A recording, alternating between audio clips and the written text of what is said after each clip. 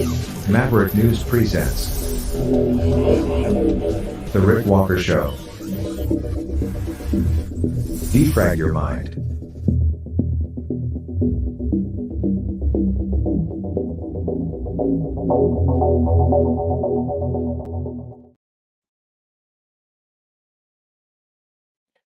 Good evening, everyone. I'm Rick Walker. Welcome back to the Maverick News channel.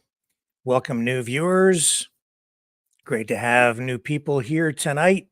Hopefully, we can make you regular attendees, make you part of the Maverick family, and welcome, Maverick family.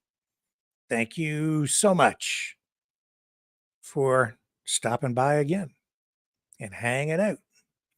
We have a lot of ground to cover tonight. Some domestic, some international, lots of news. Strike on the U.S. side. The United Auto Workers, they're striking. Lots of money at stake and the future. In Canada, talks continue, negotiations in between Unifor, which is the union that represents auto workers in Canada, and the Ford Motor Company, as they try to hash things out on this side of the border in the face of possible, well, not a possible labor strike, but an ongoing labor dispute that might disrupt things here in Canada as well, because the two countries, the auto industry is so intertwined that they really function as one. So this could be very disruptive on both sides of the border. The Russians say that they are open to peace negotiations, but things just haven't been working out. In fact, there have been accusations labeled or tabled at a round table discussion that, the West has been essentially undermining efforts to bring peace to Ukraine. Donald Trump did an interview with Megyn Kelly. Didn't go that well, really, for Donald Trump, I don't think. She asked some questions that I think did some damage. Simply by asking the questions, because she went in and probed in areas that I've been saying for a long time. These were areas that were his vulnerabilities, and specifically his biggest vulnerability, the vaccines. Because so many people that make up his base of support opposed to what happened and what is happening. We'll dig into that interview and give you some analysis after we run some of the highlights from the Megyn Kelly interview with Donald Trump tonight. Oprah, we have reaction from her to the backlash against her comments about the Maui wildfires. And Trudeau, he is in trouble. He is slumping in the polls. We have talked about it a little bit over the past few nights, but we're just going to focus a little bit more on it this evening and explain, well, we'll not just explain, but we'll look at the information together. And I will comment, because this is a big shift, a huge shift. And I don't think he's ever been in a position like this before. So we will comment on his situation tonight as well. So don't go away. We have all that and a lot more tonight. We're going to take a brief break. When we come back, we'll get into the news of the day, the top stories from around the world right here on the Maverick News Channel.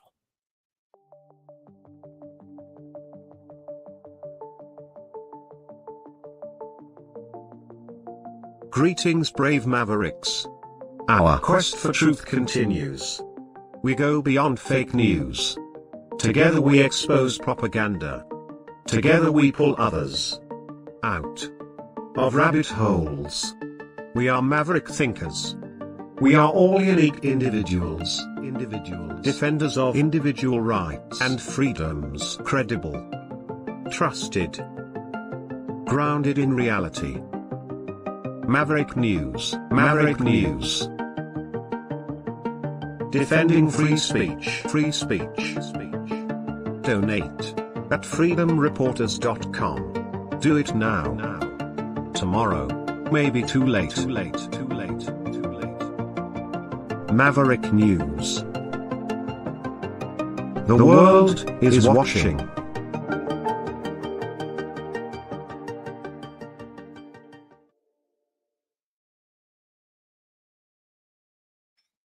So let's start with Donald Trump tonight and this new interview that he did with Megyn Kelly. You know, he had his moments there in the 2016 election with Megyn Kelly. Do you remember when he was going through the first nomination process and she asked that tough question about sexism? Accusing him, essentially, she was accusing him of being a sexist, a misogynist, saying that he called women fat pigs. And then he came back with that zinger, only Rosie O'Donnell. And the crowd went wild. And he really got the better of Megyn Kelly on that night. So they've had their adversarial relationship, such as it is, but I think they still respect each other enough that they sat down for an interview, which has just aired. And I have some highlights here from that interview, and I'll share these highlights with you tonight, and I'll comment. I'll look in the chat, see what you guys have to say. Feel free to comment in the chat, and we'll let this stuff roll. This is Trump being asked about the indictments and about Joe Biden.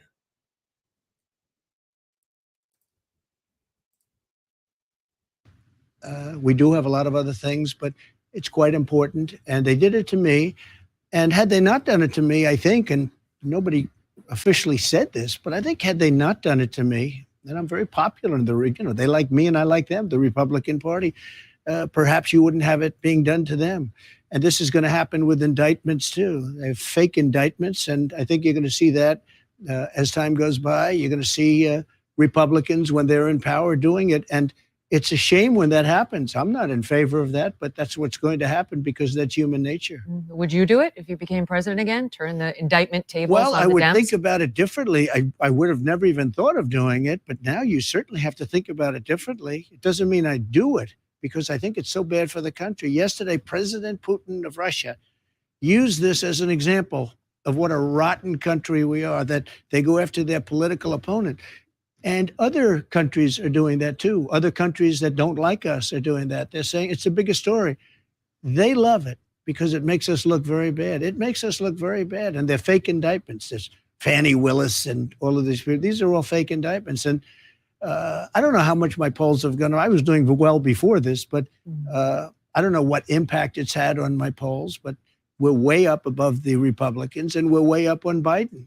Well, let's talk about the allegations against the Bidens for a minute, because this was something you tried to raise when you ran against Biden in 2020. I watched you at that presidential debate try to raise these very issues that now the House is investigating. Right. Why do you think that didn't gain traction? Well, it's different when it's a Republican doing it and a Democrat. The press is fake news. I think I'm very proud of certain things. I've shown open borders. I've shown crime. I've shown a lot of things, but I've also shown that the press is fake. And if I say something, even if it's true, they don't want to talk about it. You know, it's really what they don't talk about more than what they talk about. They don't talk about things. You know this better than anybody. I brought it up at the debate. Chris Wallace, who tried awfully hard to be his father, but he hasn't got the talent. And what happened, Mike Wallace, who was great, who interviewed me actually in 60 Minutes. He actually gave me probably the only good interview he's ever done, meaning a nice interview. He liked me and I liked him. He was a tough cookie, but he was good and a total pro. But Chris will never be that. But at the debate, he was moderating, and I said, what about the mayor of Russia's wife? He's the mayor of Moscow's wife. Now, you have the mayor of Moscow, him, married to a woman. He passed away, left her a vast fortune from being the mayor, okay? I mean, this is a nice way to make money. And she gave $3.5 million to Biden. And I brought that up during the debate, and Chris Wallace said, this has nothing to do with anyone. Well, now it's the biggest subject. Everyone's talking about it. And now they go back to that debate, and that debate's getting a lot of look-see. Mm-hmm.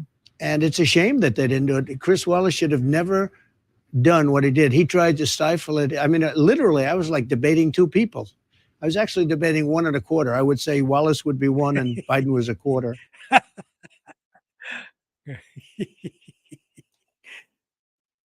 Yeah. I was debating 1 1/4 people. That's like Rush Limbaugh used to say. Yeah, he'd debate somebody with half his brain tied behind his back. That's hilarious. So I don't know. That's really kind of how this interview with Megyn Kelly kicked off. So I think at that point it was going fairly well. It gets tougher though. It gets tougher.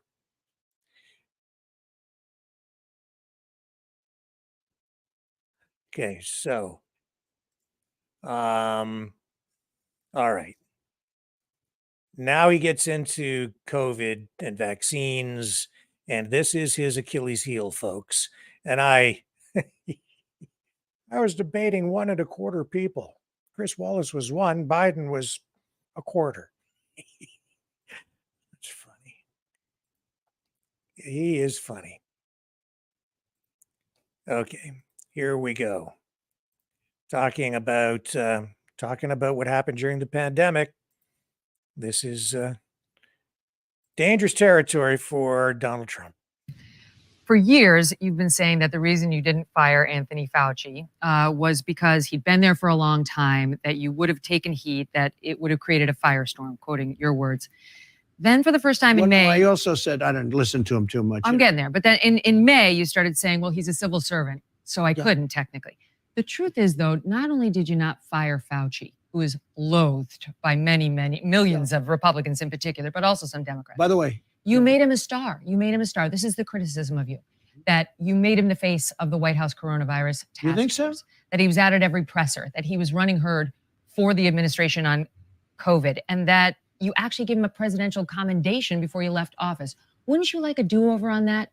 I don't know who gave him the commendation. I really don't know who gave him the commendation. Presidential commendation. One went out to Mark Somebody Milley, too. probably handed him a commendation. But let me just tell you about Fauci.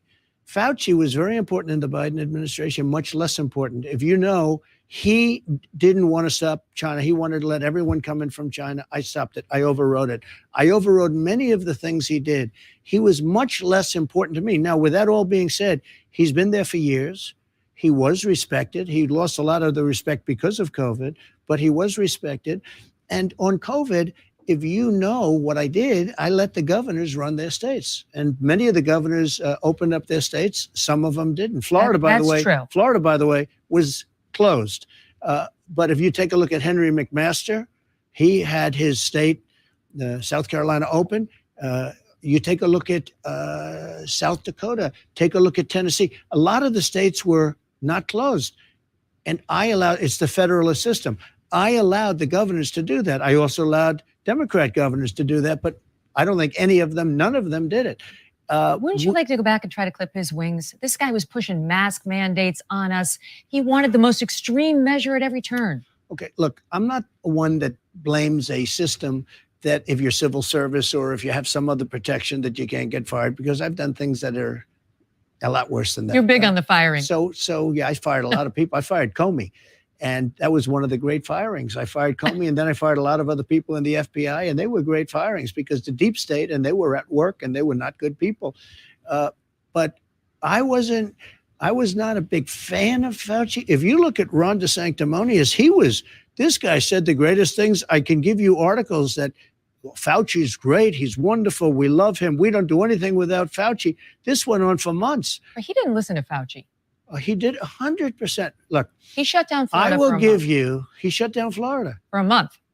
Oh, he shut it down for a lot long. He shut down the beaches. He shut down the roads. He shut down a hospital. He was shutting down everything. He also had long lines of people getting the jab, as he called it. Let's all go get the jab. The guy tried to change history in Florida. Now, eventually Florida was open, but a lot of these other governors didn't shut down at all. South Dakota didn't shut down. McMaster, South Carolina, didn't shut down. Tennessee, there are states that didn't shut down at all. They probably did the best job. But Ron DeSantis was under a lot of pressure, especially given the population, the age of a lot of Florida's citizens. I'm not trying to blame anybody, Okay. but he should say, I closed it down. Eventually we opened it, but I closed it down. But I gave him the right to keep it open. If he wanted to, I let the governors make the determination as to whether or not to close it down. But let me ask you this, because this is the number one question I asked my audience. What would you like me to ask President Trump? Okay. These are your fans. Okay. This is the number one question they wanted me to ask you. That you shut the country down for 6 weeks in spring of 2020. Operation Warp Speed. Excuse me. Rushed Right? through. I didn't really. Let me ask their but question. Megan, This I is my let- audience's let question. the- I got to get it know, out. But I let the governors shut down. Some did and some didn't. Okay. Some didn't shut down at all. Operation Warp Speed, though. Yeah. That was on the vaccines. They were rushed through. They have helped, but also hurt a lot of people. And your White House actually supported mask mandates. So wouldn't you like a do-over on any of that? Look, when this came in, nobody knew what the hell it was. It sounded like an ancient, pandemic.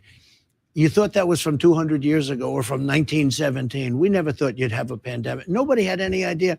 We got word that bad things were happening in China right around the Wuhan clinic. And I was the one that said it was in the Wuhan clinic. And, I stuck with it, and it was absolutely. It came out of the Wuhan clinic. But you take a look, and what we did was, this was brand new. Nobody knew what the hell it was. There's dust. Somebody said there's dust coming in from China, and it's killing people in Italy, and it's killing people in France, and it's going to kill people here. And by the way, I shut it down to China. That was a big move. I saved thousands, hundreds of thousands of lives by doing it. But honestly, I don't blame a lot of people because nobody knew what it was. Now we do understand it somewhat. Nobody really understands it even now fully. But nobody knew what COVID was. And it wasn't even a name. I called it the China virus. I still do. I call it the China virus. It came out of China. They call it COVID and COVID-19. As far as the vaccine's concerned, you had the original COVID. And the vaccine had an impact on that. And there are some people, I will tell you, some friends of mine that are Democrat, I think they voted for me, but they're Democrat, very smart people, top people. They say, I don't understand one thing. Why don't you talk more about the vaccine? It was one of the greatest things you've ever done. Now think of that. They say to me, and I say, I'm not going to talk about it one way or the other. First of all, no mandates. I don't want mandates. I never had mandates. Florida sort of had a mandate because they were giving the vaccine. They were demanding everybody take the vaccine. It's another thing. But no mandates, no anything. I didn't demand anybody take it. But I have people on the other side. Not my side, although probably there's some on my side too. They said, you saved 100 million people because I got it done in 9 months as opposed to 5 years to 12 years. A lot of people. You're proud of it. No, I'm not proud of it. I'm saying what Democrats think. Democrats. I get it. I mean, and I'm not somebody who denies some of the good that the vaccines did. I lived through that too. But of course, a lot of people have been vaccine injured. And that's one of the questions. Those people are mad that they were rushed through and that they can't sue. Well, I never gave mandates, and people have to make up their own, make their own decision. As far as I'm concerned, now some places had mandates, very strong mandates, largely Democrat governors, and probably some Republicans, et cetera, et cetera. But there are Democrats that say, "Why aren't you talking about that?" It's one of they really believe strongly. One said, "You say," and this is very smart people. They said, you saved 100 million people worldwide. In 1917, it could have been as much as 100 million. It ended the First World War because all the soldiers were dying of this horrible disease of 1917. It actually ended the First World War. The soldiers were dying. There was on the lines, they're fighting and they're dying of this horrible disease. They said, You might have saved 100 million people, 50 million people. Why aren't you talking about it? I said, I'm not talking about it. But what I did do is I got something done for that specific thing. I also got Regeneron, and I got a lot of therapeutics done, which were great. I also got the robes and the leather and the rubber and all of the different things, the ventilators. We did a tremendous job, and it's never, they appreciated what I did with the economy. I got a lot of good marks on economy. I got a lot of good marks on a lot of things, rebuilding the military, getting rid of ISIS, the biggest tax cuts in history. Supreme Court. I never got, I think, the credit that I deserved on COVID. And I'll tell you the way I look at it, it came in and nobody knew it was. We have to put ourselves back then. I had a meeting and we had a lot of professionals in the Oval Office. They say, sir, something bad is happening in the world. I said, what's that? And they said, people are dying. They're dying in China, in this area. And there was pictures of body bags all over the place, black body bags, satellite pictures. And they were all over.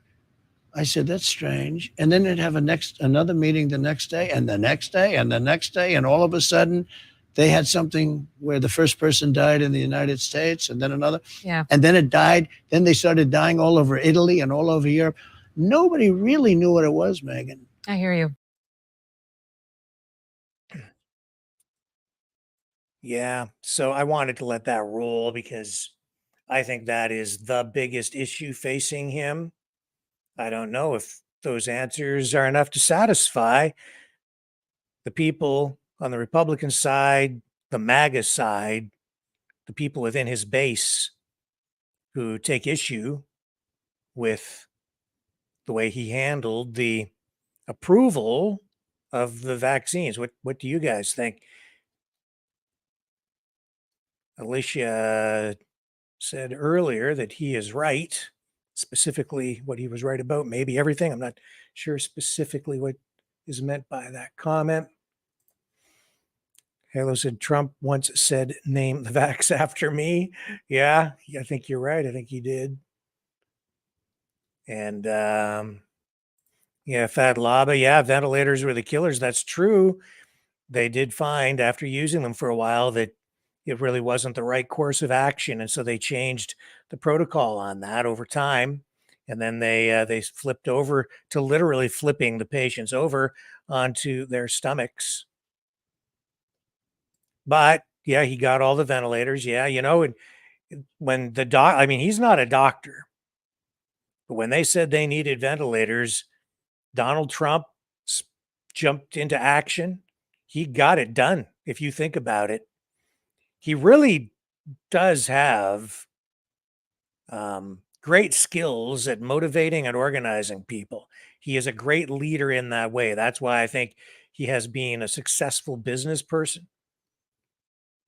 And that I took note of during the pandemic in the early stages, the way he just organized things and pushed things through and got things done. And now I don't personally, in my opinion, that the vaccines were approved in a manner that was far too fast.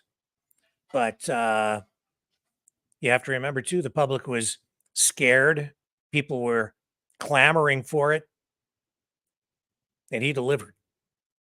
He did give the public what they wanted.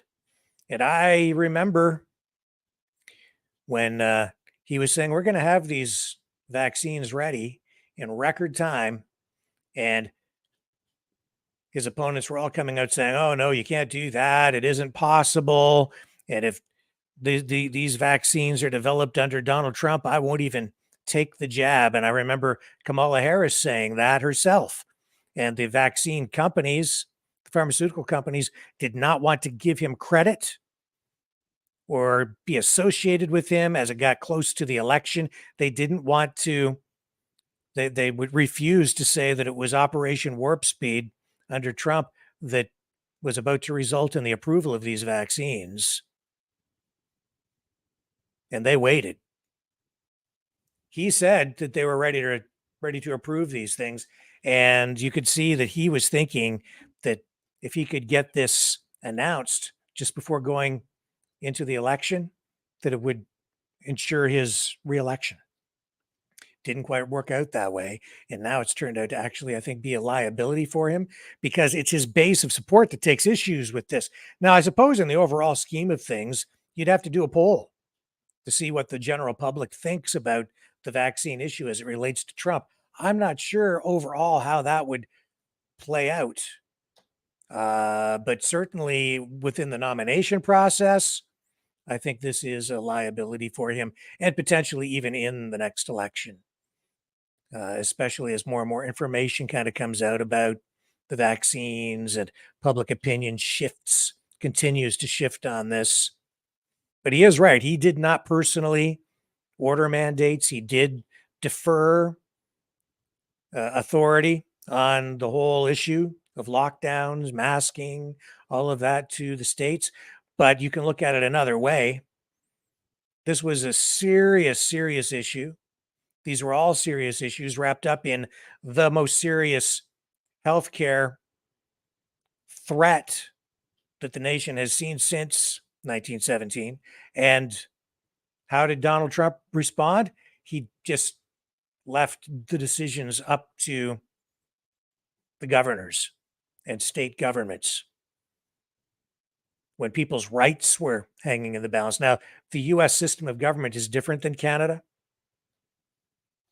And the states do have individual sovereign powers to a greater degree than Canadian provinces do. So in that respect, it was proper of him to sort of just leave it up to the states to make their own determinations on these issues. But still, he's the commander in chief. He is the president. And I think personally, he could have and should have done more to protect people's rights when it came to things like mandates. It's a legal thing, to be sure, but it's also political. And all of that, everything played out under his leadership as president of the United States, leader of the free world, really, and the rest of the world, including Canada, especially Canada, fell into lockstep with everything that was going on in the US and in China, too, if you think about it. More so in lockstep with China than even the United States. But what is done in the US always sets the trend for what goes on in Canada. That is certain.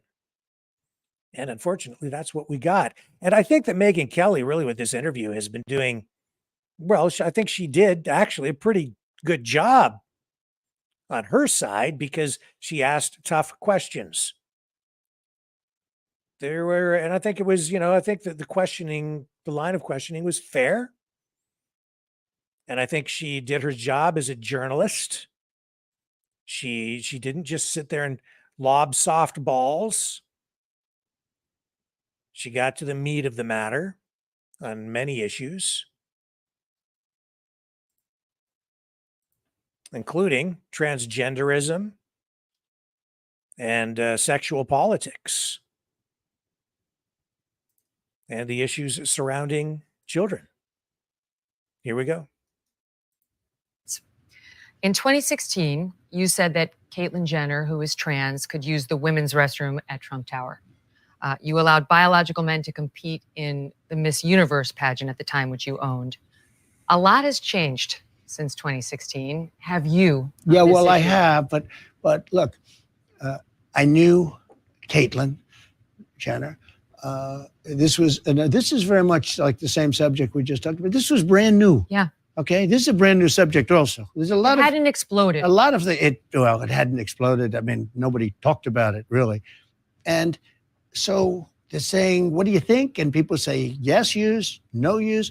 But I'm the one that wouldn't allow it in the military. That was a big move. I wouldn't allow it in the military. And I went to generals. I say, General, let me ask you, do you like it?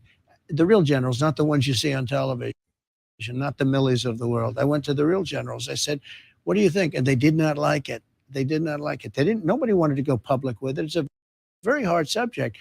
I ended it in the military. Now, since this character got in, he's allowed it in the military. Part of the problem is you'd have to take massive amounts of drugs. In the military, you're not allowed to take drugs.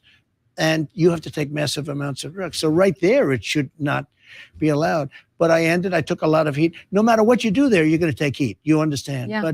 But Yeah, how I do you mean, how do you Caitlyn stand Jenner, on it now? was How do you she stand on it allowed? now? Was she Should allowed? biological men who say that they're trans be allowed in women's restrooms, in women's locker rooms, women's prisons, women's spaces? Yeah, my stance on that is really pretty much what I had in the military. I think it So has no. to be, huh? No, they Yeah. shouldn't. Yeah, that's my stance. I mean, that's been my stance.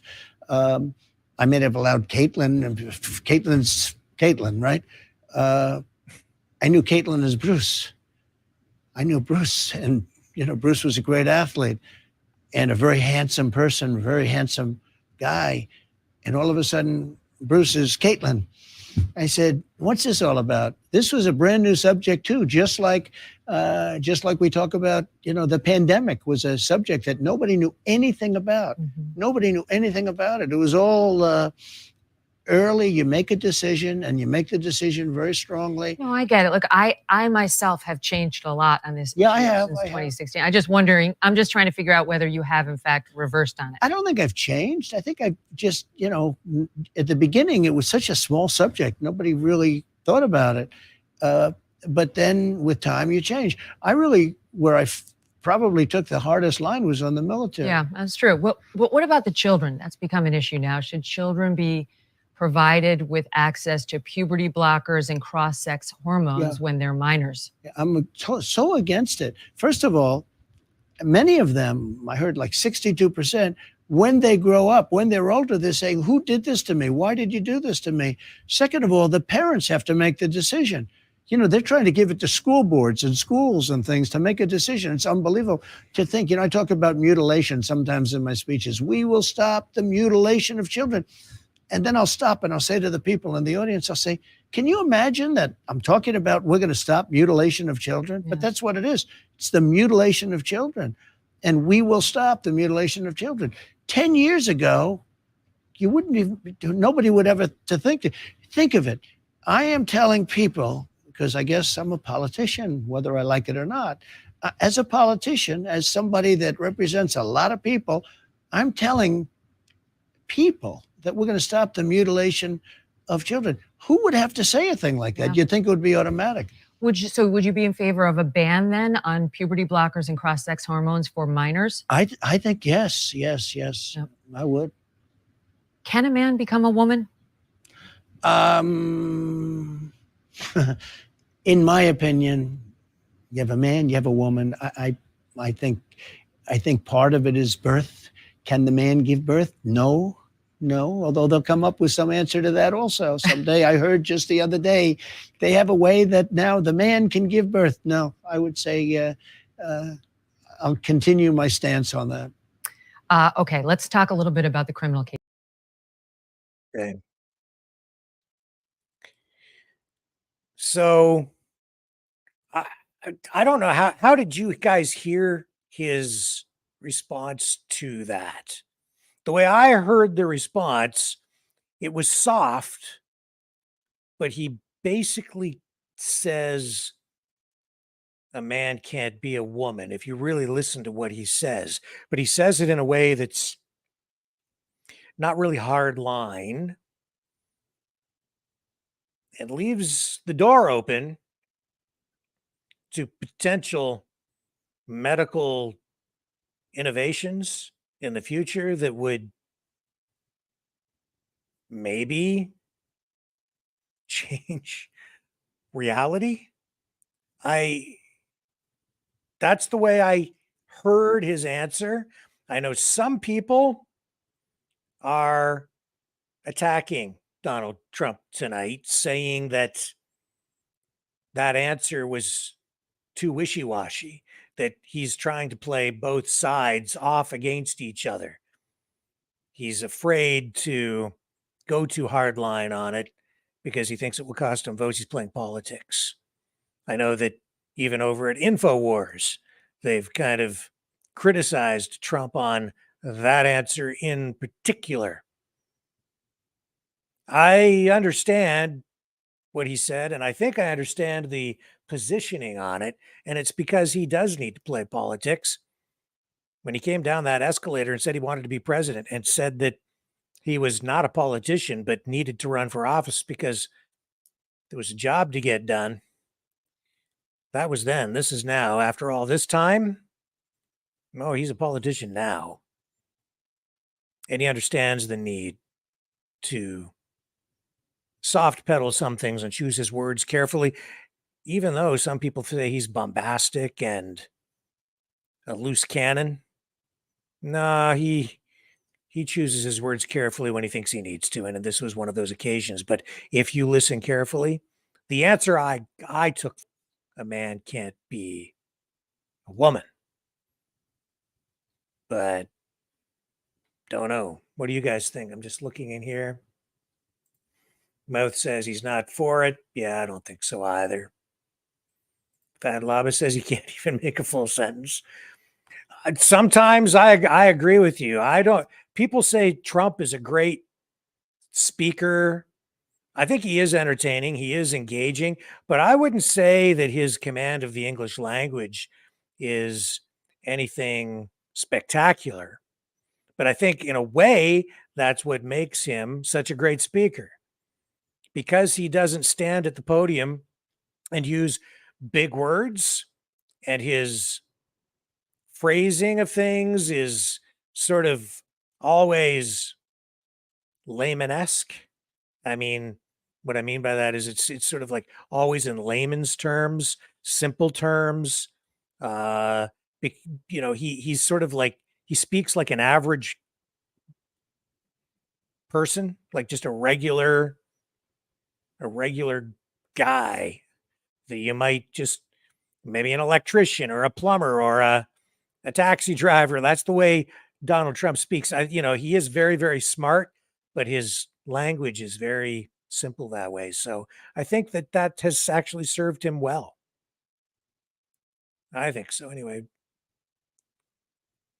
And Fat Lava says he's a bullshitter. Yeah. Kim says he usually doesn't tip over either. Yeah, well, somebody does. And that guy's in the White House right now. He tips over and falls down. Yeah,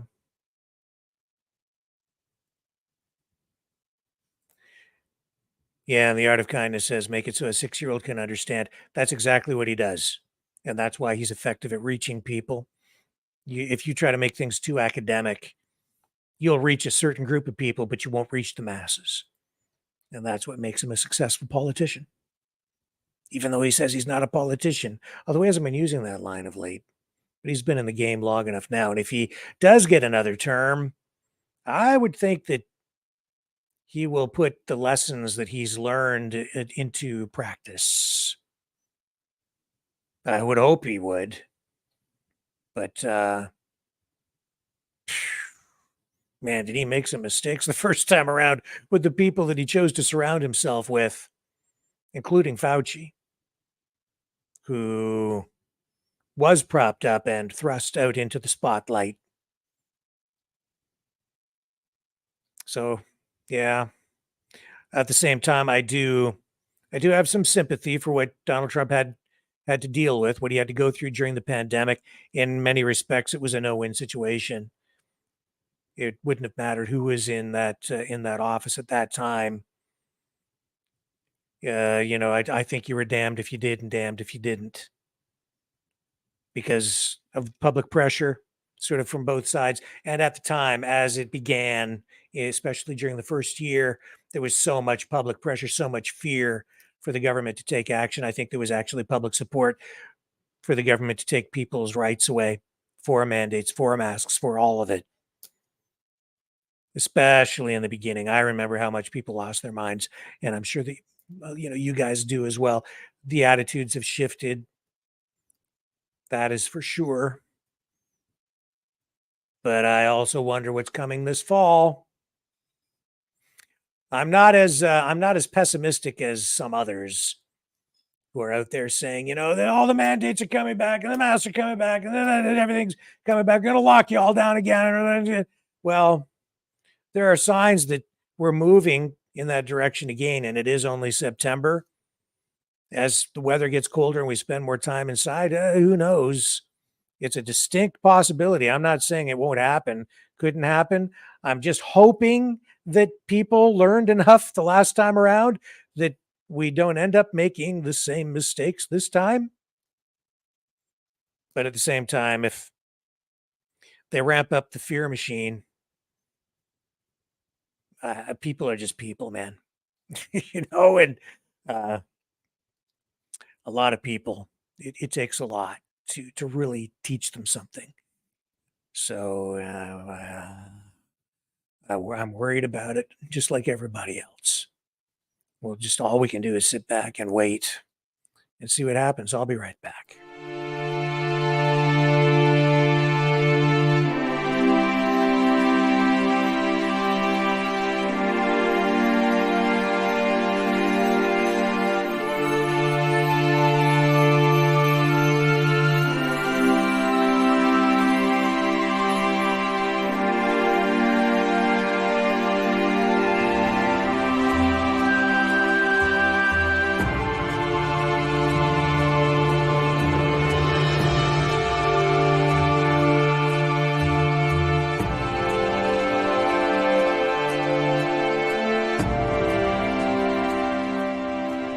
Maverick News.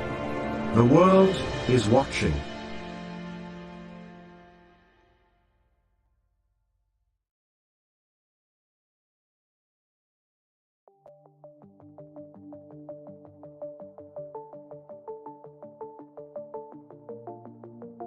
Greetings, brave Mavericks. Our quest for truth continues. We go beyond fake news. Together we expose propaganda. Together we pull others out of rabbit holes. We are maverick thinkers. We are all unique individuals, defenders of individual rights and freedoms, credible, trusted, grounded in reality. Maverick News, Maverick News. Defending free speech, Donate at freedomreporters.com. Do it now. Tomorrow may be too late. Maverick News. The world is watching.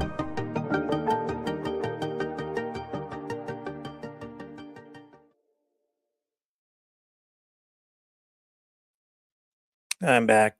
I would imagine at this point, most of you have seen, if not the announcement and the video with Oprah and The Rock in Maui talking about starting a relief fund for the victims there and asking people to donate funds.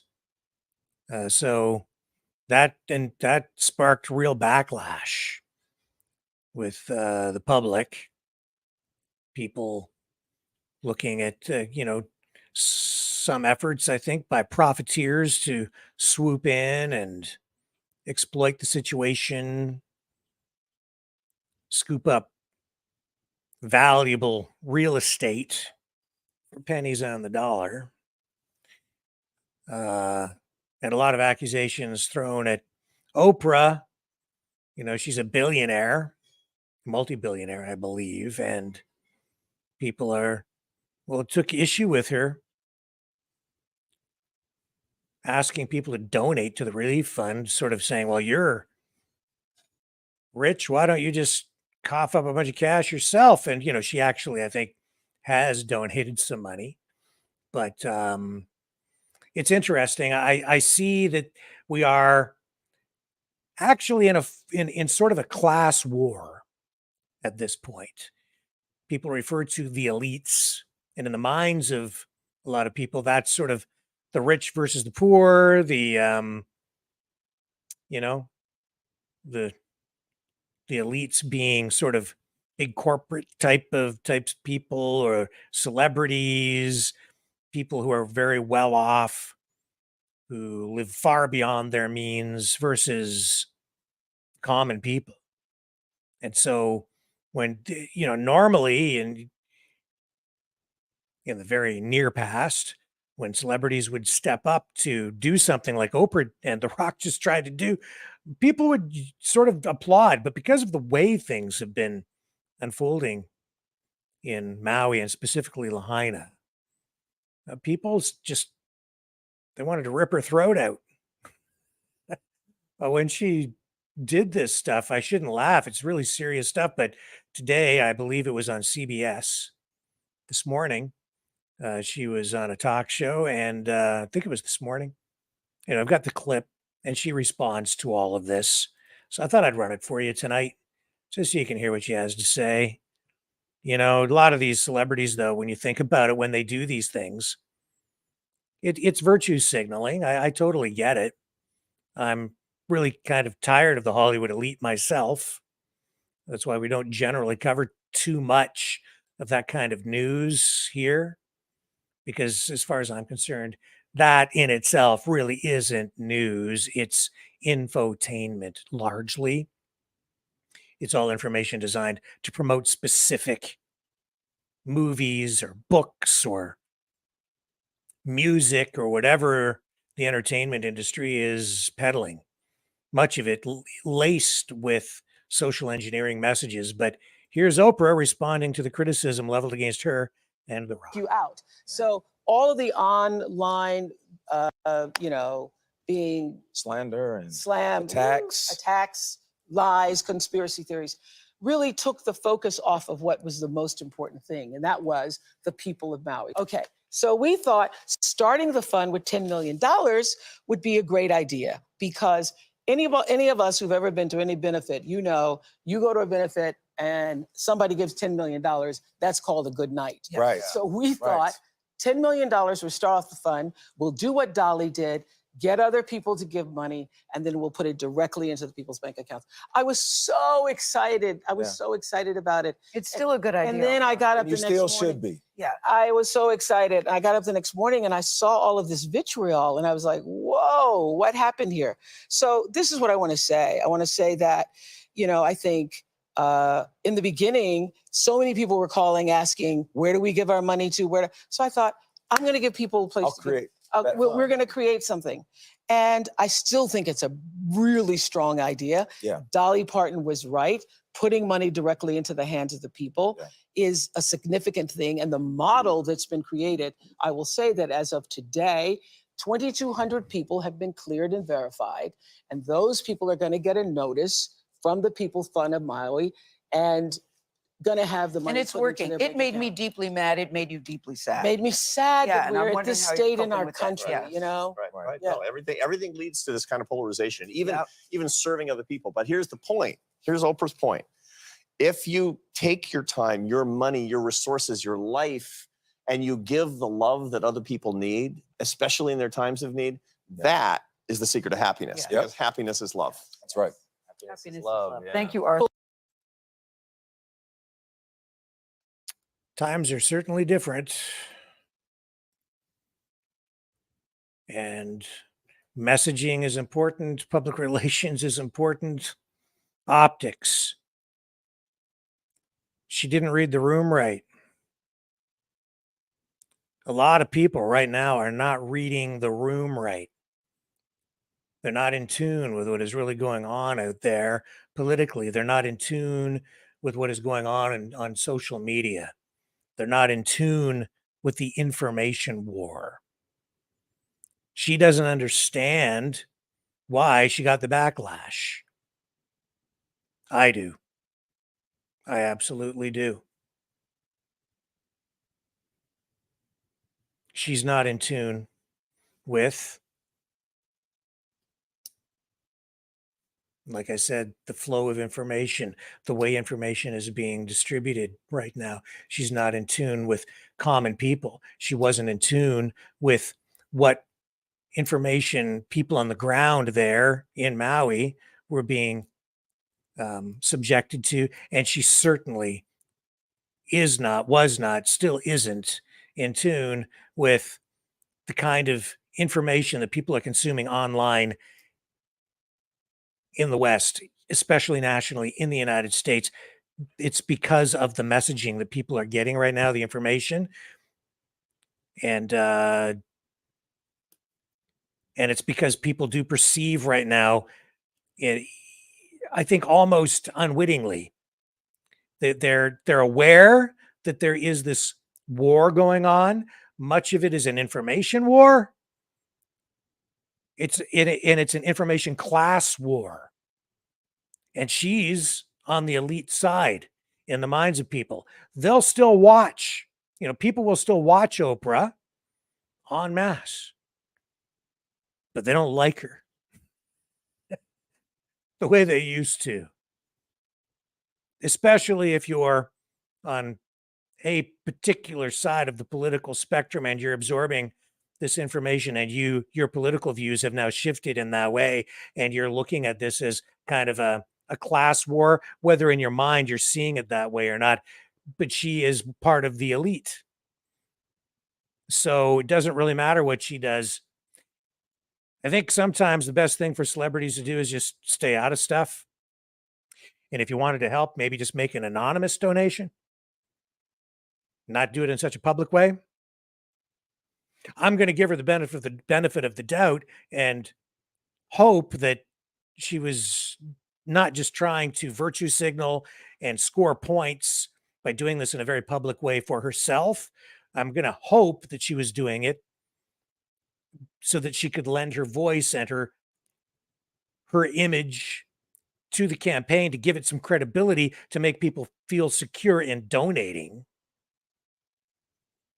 But these days, it doesn't always work because people feel threatened by, and they feel some contempt and disgust for people who have as much money as she has, especially when other people are struggling.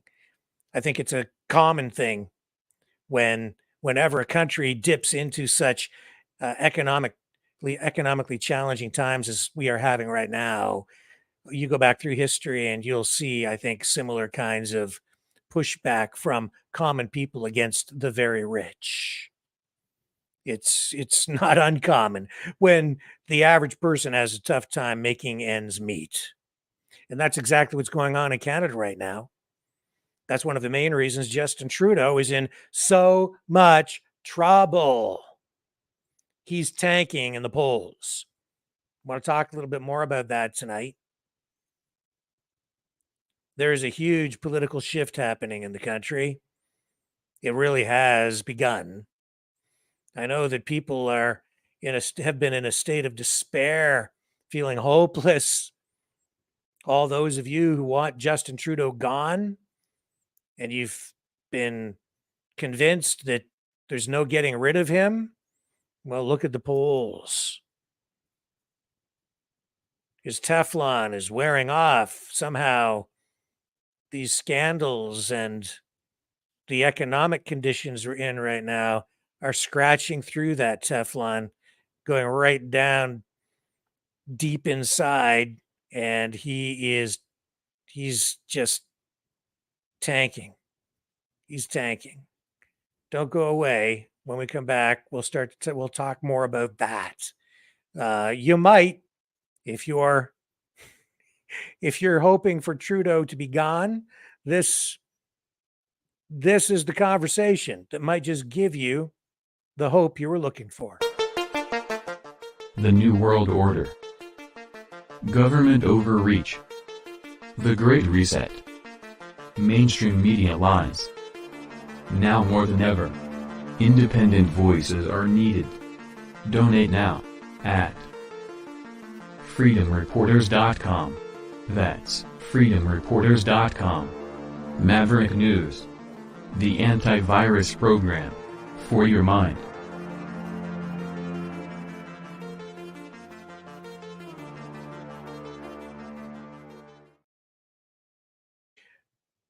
All right, so the economy it really is the central issue in the country right now. I don't think it should be.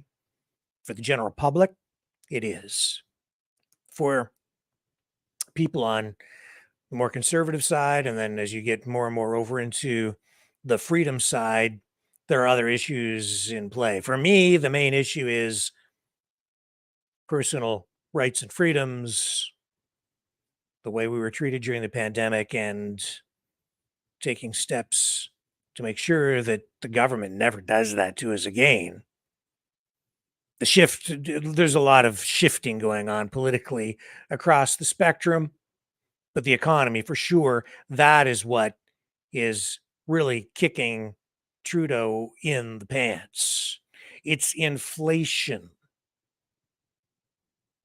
And he is tanking in the polls. Let's take a quick look. I mean, we're seeing that there's been new polls that just came out within the last couple of days that show the Conservatives way ahead now. They're surging in popularity. Pierre Poilievre, leader of the CPC, seen by the majority of people as the leader that they want right now. And that is, all that support, the majority of that support is coming from the Liberals. He's also pulling some support away from the smaller parties like the People's Party. The Poilievre is surging. Justin Trudeau is tanking. Here's the 338 polling right now, and it shows that federally, let me bring this up for you. Federally, the Conservatives now sit at 38% support, plus or minus 4%. The Liberal Party of Canada, under Trudeau, is only at 28%. The other parties, NDP is at 18%, Bloc Québécois, 7%, Green Party, 5%. They're not listing the People's Party here at all. I'm not sure exactly why. I'm not sure if there's anything left for the PPC. So this shows what's going on, and Trudeau is the poster boy for the World Economic Forum and Klaus Schwab. He says Canada is the world's first post-nation state. He has said that Canada really has no identity of its own, and I understand where he's coming from, but I disagree. But it's the economy. That's what's hurting him. And you can see right here, that the Conservatives, there's the federal projections right there. Alberta, Saskatchewan, solid blue. That's Conservative. Ontario, 72 to 40 seats projected for the Conservatives there.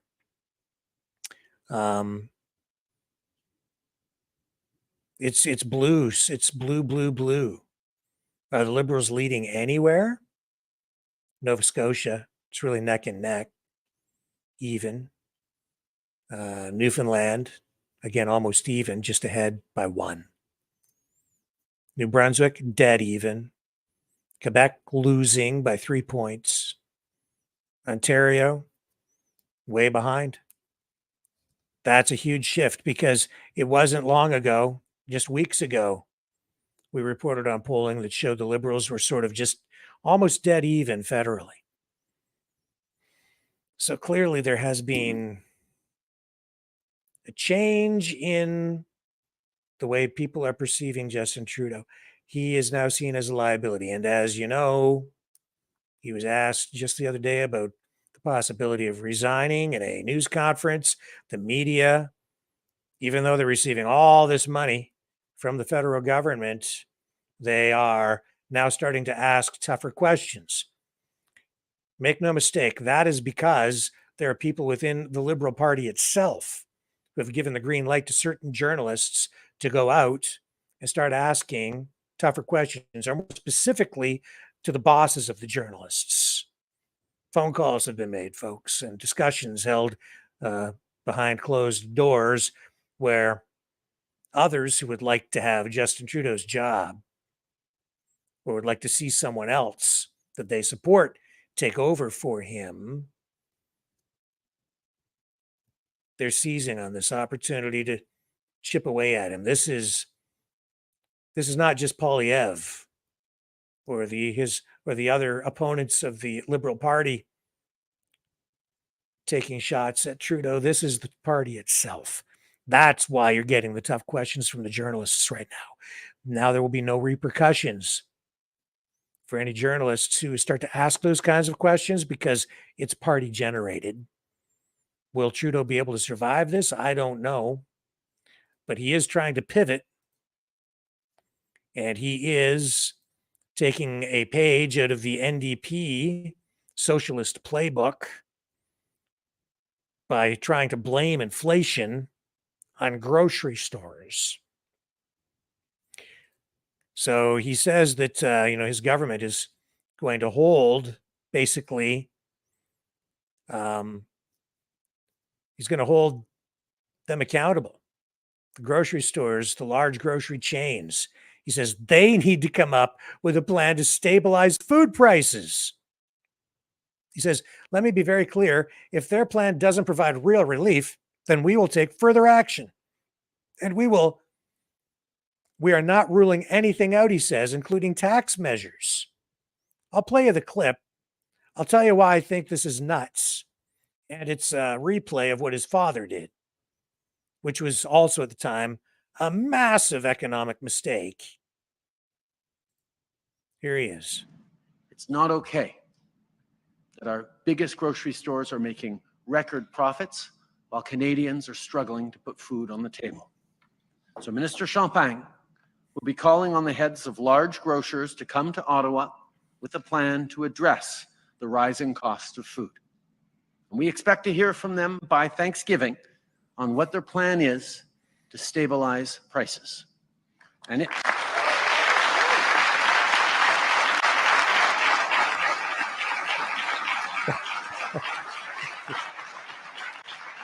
let me be very clear. If their plan doesn't provide real relief for the middle class and people working hard to join it, then we will take further action, and we are not ruling anything out, including tax measures.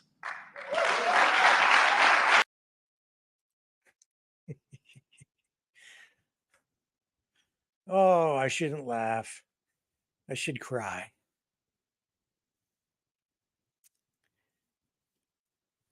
You can demonize the big grocery stores if you want to.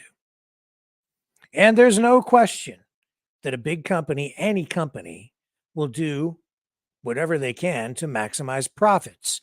That is the fiduciary duty of any corporation, to maximize profits in the best interests of their shareholders, the company owners. Shareholders are the company owners. You know who owns those big companies? You guys do. Now, certain people own more shares than other people. Rich people own a whole lot more than the middle class people who own shares. But even in those large grocery store chains, if you have investments in mutual funds, in stocks, a lot of people, a whole bunch of people own those big companies, okay? That aside, the solution to the pricing issue is competition. If you want lower prices, you have to make sure there's more competition. Trudeau created this whole problem. Those companies are just doing what the companies are always going to do. They're doing, honestly, what they are supposed to be doing. Maximizing profit. They're running a business. The problem with the Canadian grocery store system, the food distribution system, is that it is an oligopoly. Like so many other corporate hierarchies, corporate structures within Canada, there's not that much competition. You only have a few big companies controlling everything. If you think that when you go to the variety store at the corner, that you're just helping the small guy, think again. Most people don't realize how those small variety stores get their inventory, get their stock. I do because I used to own small retail shops myself. Years ago, I had hobby stores, and part of that, there was a variety store, a convenience store component to it. Where does the inventory come from? It comes from bigger companies, the grocery store chains. There are wholesale companies out there that supply convenience stores with their inventory, with the bread, with the potato chips, with the canned soups, whatever it is you find on the shelves at your local grocery store. Sometimes they can buy direct from manufacturers, big companies like Coca-Cola. We used to buy direct from Coke, but I can tell you that it's very difficult to do that. You have to do substantial volume of business. The point that I'm making is the big grocery store chains have been allowed to grow to a point in Canada where they get a piece of the action, regardless of where the foodstuffs are purchased, generally speaking. And there's limited competition in any given market. Sobeys over here and a Loblaws superstore over there. And then that's about it in any given town. And then you get the smaller convenience stores or smaller operations. But even when, you may remember when Target came to Canada and they had groceries in their stores in Canada. Most people are not aware of this, but Target actually purchased their grocery inventory from Sobeys. So when you went to Target, you were actually buying product that came from Sobeys because Sobeys had the distribution and control of enough of the market that Target needed to have access to enough inventory and the wide range of foodstuffs and other inventory. So they went there to source their inventory. Big mistake. Their prices were way too high as a result because Sobeys competes not so much on price, but through added value through their stores and through other things. They're not just focused on pricing, but the point is there's limited competition. And that's why prices are higher. But more than that, it's because the government fueled inflation by printing way too much darn money and giving away far too much money during the pandemic. And everybody lined up. And you know who else is to blame? Canadian people in general. Everybody wanted a handout. Everybody was there with their hands out. I just spoke to somebody over this past weekend. I won't tell you who, but it was somebody who I was speaking to at my daughter's wedding. They had a couple too many. Anyway, this person talked about how they were quite happy to be locked down during the pandemic because they got $2,000 from the government and they were fine because they also had money socked away because they had a semi-decent job and some money in the bank, and the government coughed up a couple of grand here and a couple of grand there, and they were quite content to sit at home with their feet up.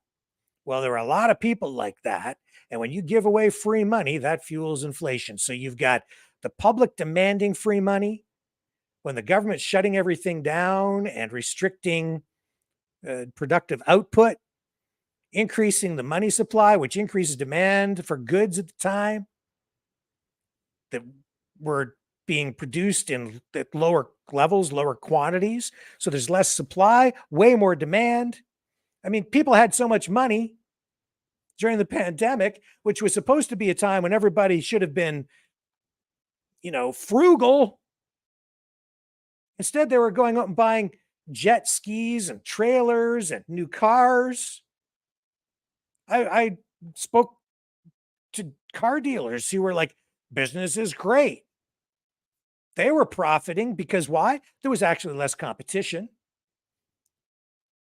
less inventory, but they were getting full pop on all the cars that they were selling. Prices went up.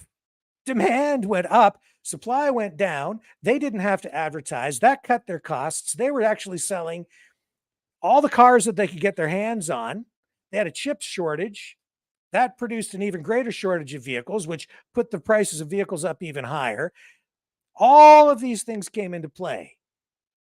Prices going through the roof. This is what went wrong. Now he stands up there and he blames the grocery stores. The grocery stores are just doing what they're supposed to do. Make money. If you want lower prices, just create the business economic conditions to inject more competition into the marketplace. That means, you know what you have to do? Stop giving free money to the corporations. Do you remember a couple of years ago, they gave millions and millions of dollars to Loblaws to buy new refrigeration units for their stores. Just here's this money. You can put new refrigeration units in. Do they offer that to the local variety store? No. How can you then compete? You can't. How would someone, even if you have a lot of money coming into a market, the Canadian market, set up a competing grocery store chain? You can't. Because the government basically protects those existing corporations with regulations, and they give them a leg up on any competition by selectively giving them free money through grants and subsidies and tax breaks. That's the way it works. So if you're concerned about high prices, look at that guy right there. He's the reason.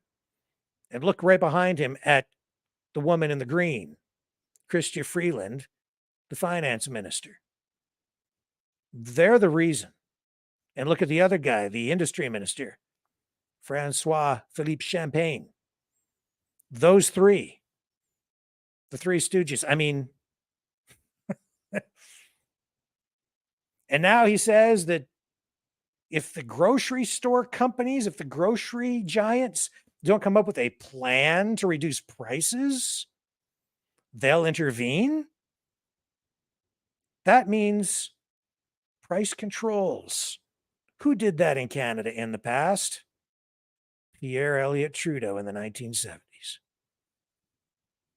It was a disaster. Wage and price controls. Didn't work then, won't work now. Sends crazy messages into the market. Distorts the entire economy. It didn't work. It just created chaos. And you can't, I don't care what he says or how he tries to play this. You can't really force a company to reduce its prices. Like you can, but at a certain point, if it's not profitable for them, they'll just stop selling the product or they'll go out of business. They've tried to take the same approach with Facebook, social media, through Bill C-18. Facebook, Meta, Mark Zuckerberg, they said, we're not going to pay the mainstream legacy media for their content. We're not going to comply with this legislation. So we just choose not to carry news anymore. That's the unintended consequence of government actions. Government control, a socialist approach to governance and the economy.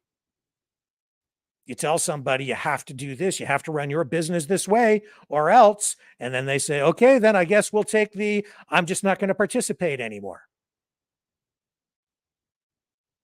So he can demand that they lower prices at the grocery stores, but it will have some sort of a strange distortion on the other side. Guaranteed. I guarantee it. How that will play out will depend on individual products and individual areas within that sector of the economy. I don't know. That's the point. The economy is such a complex thing. The supply chains are so complex and so fragile that as soon as the government starts to impose regulations and rules and they try to control it, things start to unravel. It creates weird results because it distorts price signals. People respond in ways that they would not if it was just the open market. The best thing for him to do if he wants to lower prices is find ways to open up the market to more competition. Prevent price collusion between the corporations. Yes, through regulations. Yes, we've caught the big grocery store chains have been caught price fixing things like bread in the recent past. But if you really want to make sure that consumers are best served, you need more companies. And if you have these big companies, then maybe what you need to do is look at taking steps to encourage or even enforce the breakup of these big corporations into smaller entities, maybe, so that you have more companies. I don't know. It needs further study. I don't have the exact answers here now. I just know that from a macro view, more competition. This is politics. This is dangerous politics. And it's typical politics in Canada. And it's so fake. Because even though he's standing there saying that he's going to take these big corporations to task, he's also winking and nodding at the big grocery companies while he does it. It doesn't matter what he does. These big companies are not going to be held to account. He'll kick them and punch them and pretend to beat them up in public. And they might even get some sort of a concession on pricing from these big companies on the surface through some sort of a public relations announcement. But whatever they cough up on the front end, I guarantee you, if Justin Trudeau is reelected, he'll hand it back to them on the backside through some sort of a grant for training or, expansion or, public-private partnership in this community to build a new superstore to create new jobs. And they'll get it back exponentially. These companies, whatever they give him to help him with this fake accountability exercise for the big corporations, whatever it is, they're going to get payback, man. He'll be like, thanks for that news release saying that you're going to drop the price of Lay's potato chips by, 10%. Thank you. Here's $1 billion. Buy more new refrigerators. That's the way it works, man. Fake.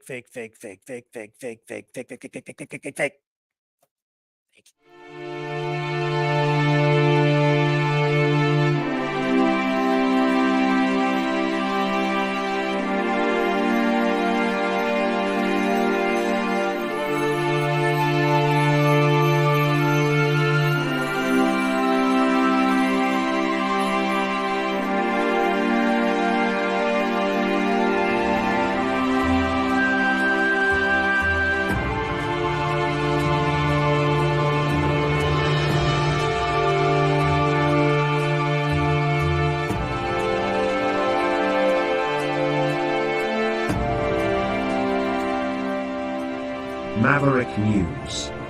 The world is watching.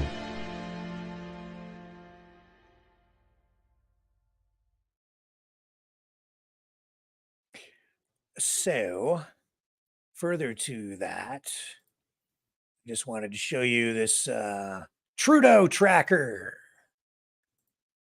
Let me see if I can find it for you here. The Trudeau tracker.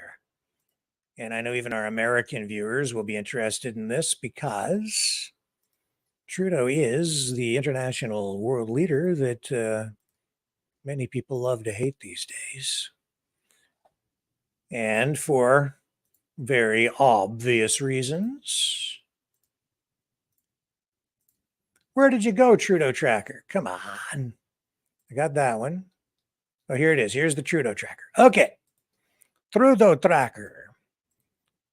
This is an ongoing poll from Angus Reid. So here's his approval overall. Put it up on the screen for you there if you're watching. I think we go this way to make it big. There we go. The red line on the top there, that is disapprove. Canadians disapprove of Justin Trudeau's performance as Prime Minister. So if you go back to December 15th, he was at 29%. Today, 63% disapprove. It was kind of up and even and then way down. His approval rating was very high, even back in May at 61, 65. 65 was where he sort of peaked year over year. And year over year, 1 year ago, he was at 39% disapproval. Today, 63% disapprove. A year ago, 51% approved of his performance as Prime Minister. Today, just 33%. He's in trouble, folks. He's sliding. He hasn't been in this position before. And the momentum is against him as well right now. The momentum is against him. And then this further breaks down his approval and disapproval ratings by age and gender. And you can see that even young people, very unhappy with what Justin Trudeau is doing. And, he has generally done better with a younger demographic than the Conservatives have. But even there, his support has eroded. And he is tanking. And this is analysis by province. And we showed you in the 338 poll as well that all across the country, in every single province, he is at best even, and in most places losing badly. So he is in deep doo-doo. That's why, again, this week, he was asked in a news conference about the possibility of maybe stepping aside, making space, making room for somebody new. I'll show you the clip. Here's what he had to say.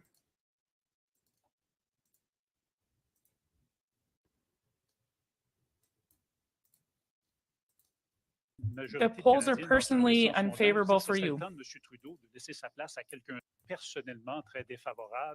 The polls are personally unfavorable for you. Would it be time, as some people are saying, for Mr. Trudeau to cede the way to someone else? What do you have to say about that? It's 2 years until the next elections, and I will continue to do my job. There's a lot of important work to be done to deliver for Canadians in these difficult times. I am still very enthusiastic and looking forward to working hard. So he says he's not going anywhere, and we did run that clip earlier this week. His ego is at play there, but that confidence is not entirely misplaced. He has the name. And he also indicated that it'll be 2 years before we go to the polls again, approximately.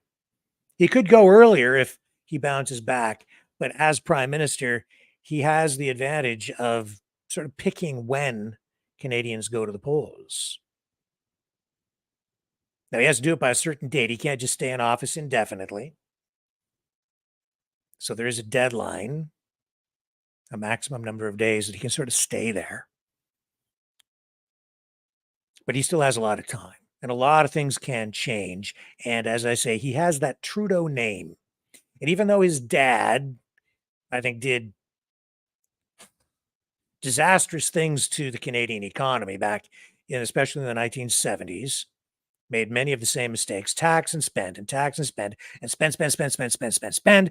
And we got massive inflation, just like we have now. And then he responded with wage and price controls, which further distorted things and caused all kinds of problems until eventually, we ended up with a conservative government.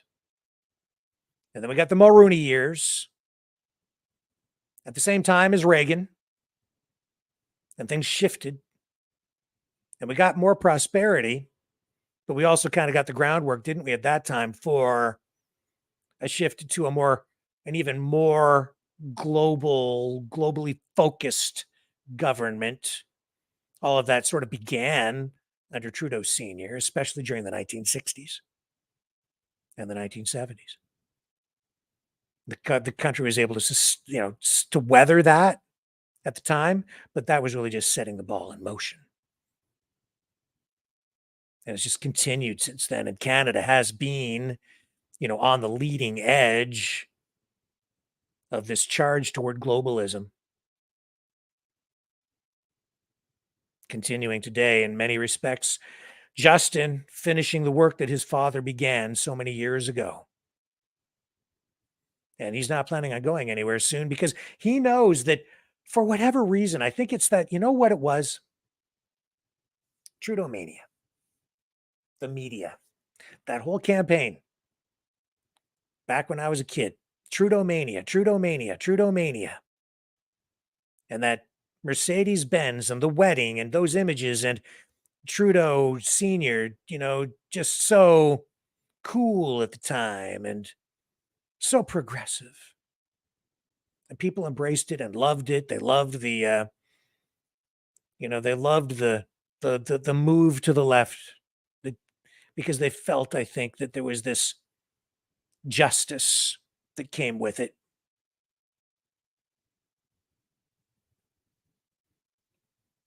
But there was also, I know, especially around me as a kid, there were a lot of people who didn't like it and warned against it and could see exactly where it was all going. And this is where we've wound up. I remember those days.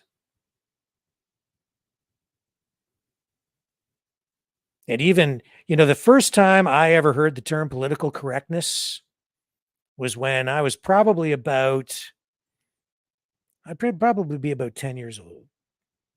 It was on the cover of a magazine. And just the phrase right on the front cover. It was some sort of a news magazine. I don't think it was Maclean's, which is Canada's equivalent of Time, or was. But political correctness, and it had a picture of people on the front with tape over their mouths. What is that? I couldn't understand it. And just from looking at it, I'd never heard the phrase before. Very few people actually at the time had. There was this new thing that was just beginning to emerge politically within the country. And boy, I did not know that it would sort of dominate the political landscape for so long, change everything in Canada and around the world. Political correctness. That was something that I first heard during the Trudeau years, the Pierre Elliott Trudeau years. And I read that article. I remember picking it up and as a kid reading it multiple times I probably read that thing 10 times to really kind of get a handle on what the heck they were talking about. And as I think back to that article, even the people who wrote it, or there were two reporters who wrote it, don't remember their names, but thinking back, they didn't even have a full grasp on what it was or what the scope of it was. They just knew, you could tell that they knew it was something serious and it had very negative potential that has come to fruition. I'm kind of getting off track here a little bit in what I'm saying, but it really, I think it was, an enlightening moment at that time for me, certainly for those two journalists who wrote that without really understanding that there was that it was all tied into this anti-national global agenda. And it was it's internationalism versus nationalism.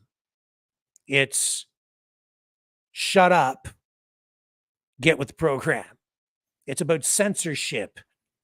It's about all of those things. And those issues are really at the forefront of everything we're dealing with today. It's the way the economy is run. It's this corporatocracy that we now have in Canada. This lack of competition, the favoritism given to big companies versus little companies, big companies versus little guys. Costco stays open during the pandemic. Mom and Pa's variety store right next door has to close. McDonald's stays open. The fish and chip joint across the street has to close because it's just a small place. People can go into Loblaws to shop, but if you have a shoe store down the street, you have to stay closed.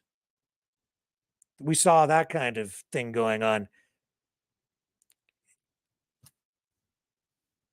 What a shift in the approach to everything, and even in healthcare. And I know that people love their socialized healthcare. It's a weapon. It's a trap. It has been a trap, especially during the pandemic, because you have no choice. They've taken your choice away. They've completely removed competition from the marketplace, which has resulted in skyrocketing costs, no competition, no choice. And therefore, if you don't do as they say, you can't get a transplant and you have no place to go, no alternative. You're at their mercy. And so things are broken because of this approach to governance. Right now, we don't even, in Canada, it's all about peace, order, and good government. We don't have any of that. We just don't have, we have it, but it's not that great. We're seeing just more unrest. Things are still relatively peaceful with little blips of now violence even in our communities, more rising crime. Today, I met a friend downtown. We had a little meeting to discuss a little business and catch up on some friendly things.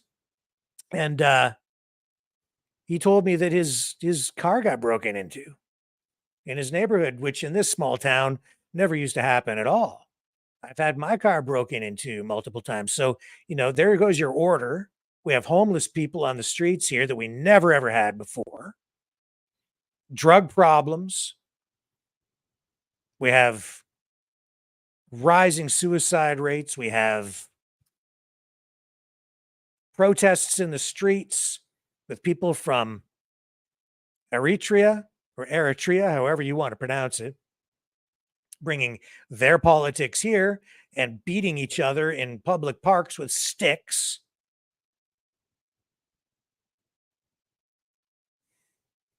We have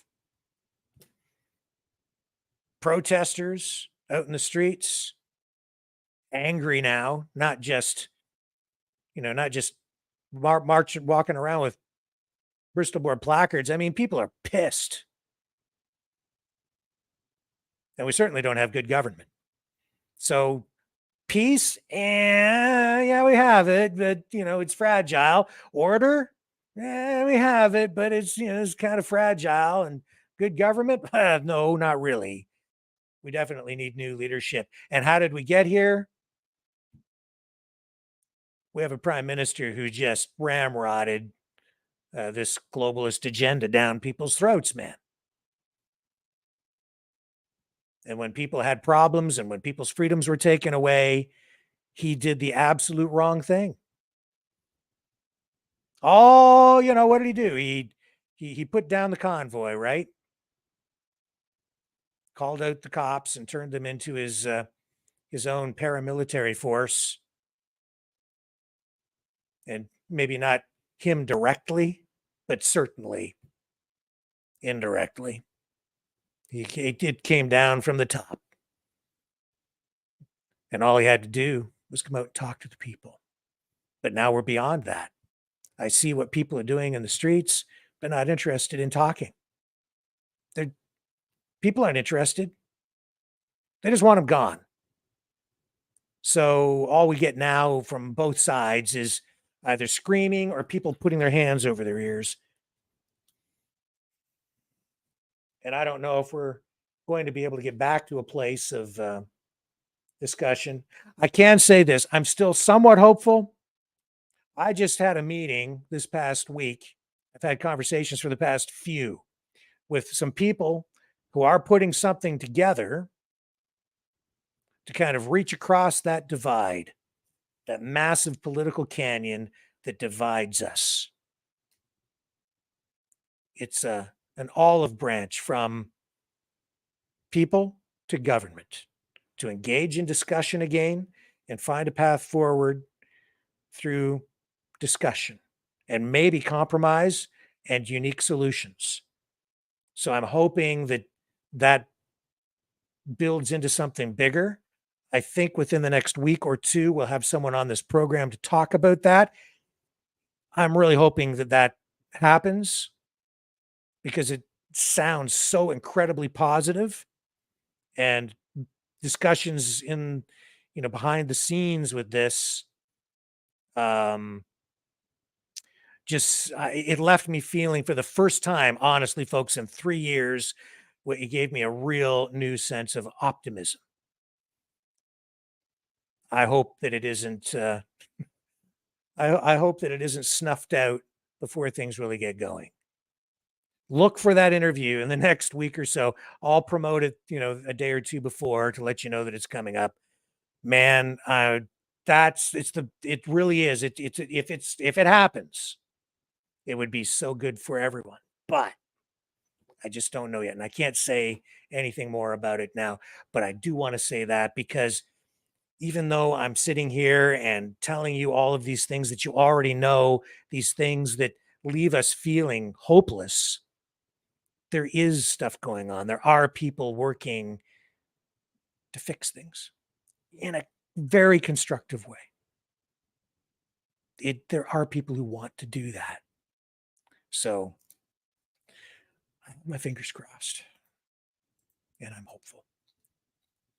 Let's take another quick break. We'll come back and our coverage of today's top news stories shall continue.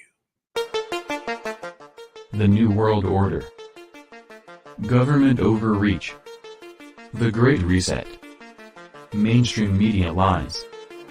Now more than ever, independent voices are needed. Donate now at freedomreporters.com. That's freedomreporters.com. Maverick News. The antivirus program for your mind.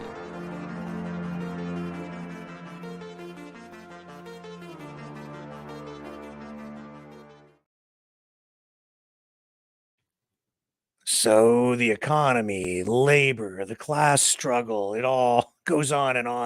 And that's why we're seeing this strike, this auto workers strike in the United States. I shouldn't be surprised. I am honestly kind of surprised that it's happening. But at the same time, it's all about money, right? And there's all kinds of money flowing into the auto industry right now because of the Inflation Reduction Act, because of big grants and subsidies on the Canadian side from the Canadian government. And so we have this strike by UAW workers in the US. And that's going to have an impact here in Canada. And as I understand it, not all of the auto plants are striking at the same time. The UAW is kind of taking a unique approach to this labor dispute.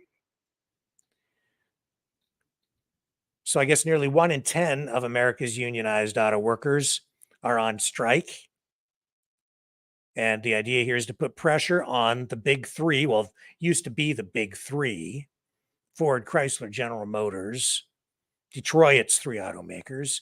They want more money because they're pointing to big profits that the auto companies are making.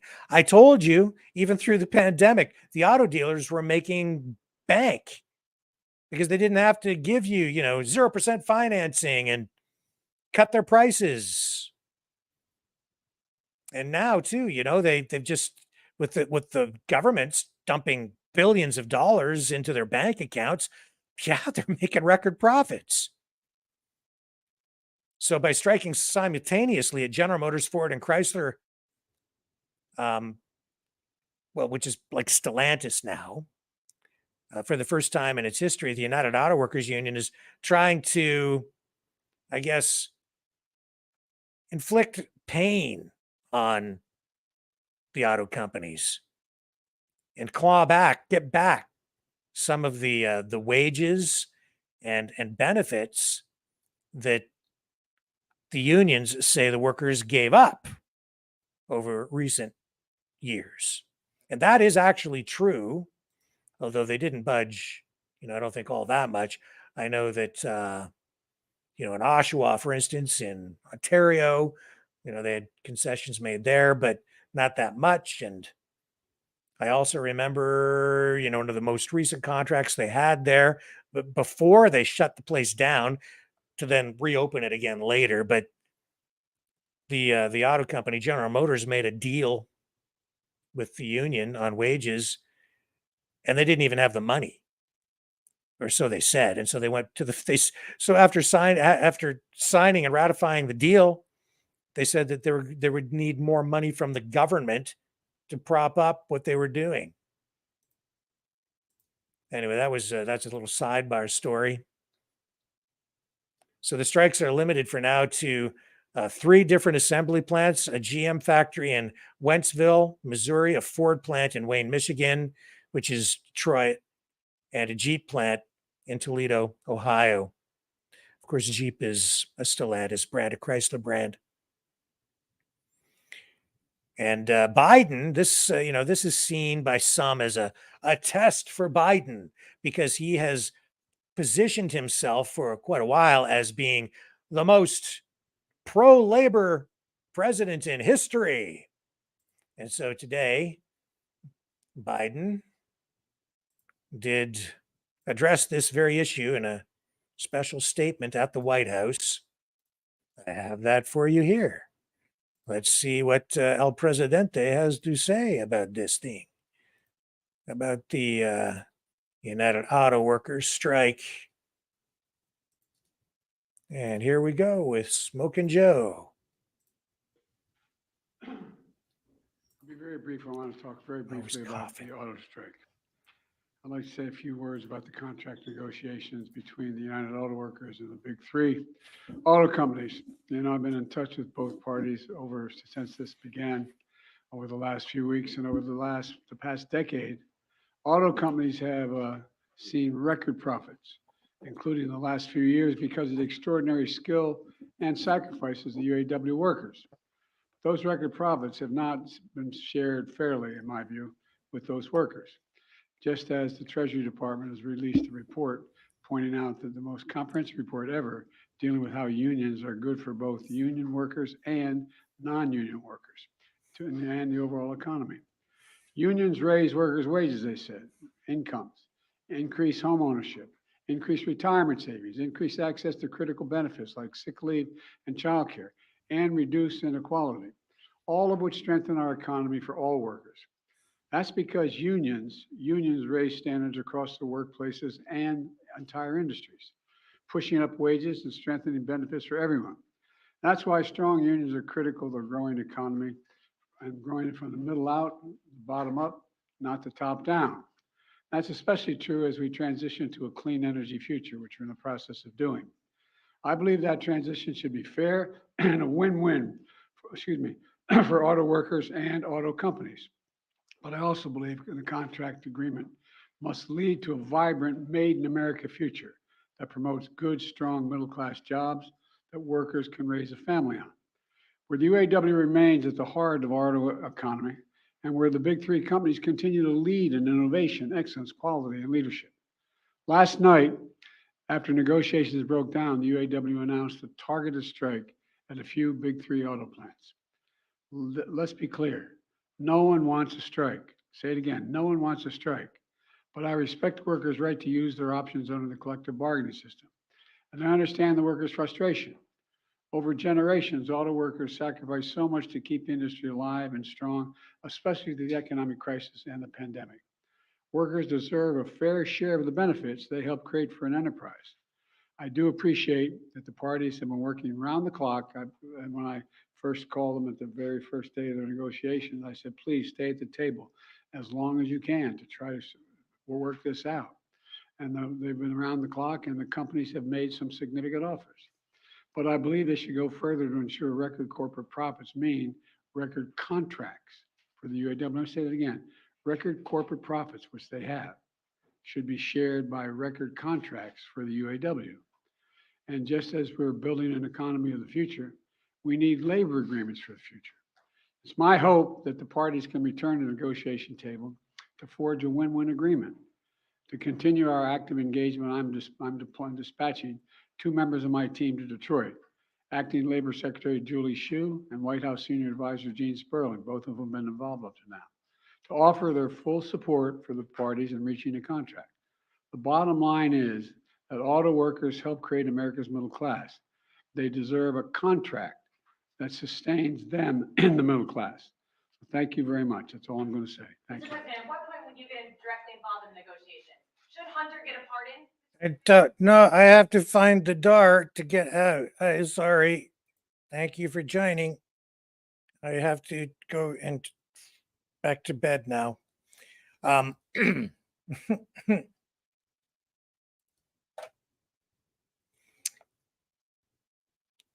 If the government gave me billions of dollars in grants, subsidies, tax breaks to expand my businesses, not that I have the businesses I used to have when I was like a long time ago.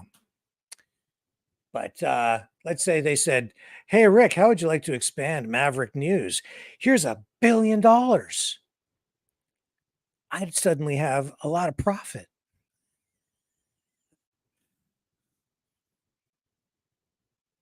So no wonder they have profits. The government's been giving them free money. We just told you earlier this week that Justin Trudeau said that the billions of dollars that they're giving Stellantis and Volkswagen in Canada to compete with the Inflation Reduction Act money that the US government and state governments are pumping into auto companies in the United States, or offering to get them to build factories or upgrade factories, retool in various places in the US.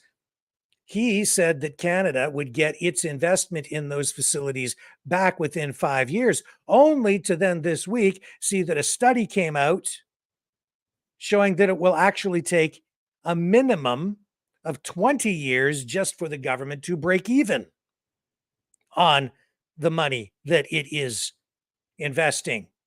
And that is to say that those facilities have to generate enough profits to create spin-off economic benefits that generate tax revenue that the government would then recoup and therefore get the investment back that is making on the front end. 20 years, not 5. By the time we get to 20 years, those factories, guarantee you, are going to need to be retooled, probably will be rejigged several times in the process. So the truth of the matter is, I don't think they're ever going to get that money back. Same thing on the damn US side.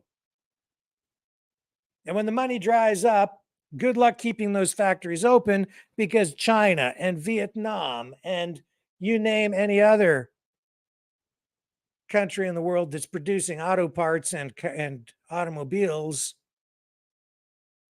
and unless there are tariffs in place, those companies are going to be flooding the North American market with product, as they always have, since our governments have allowed corporations to begin to outsource our work anyway.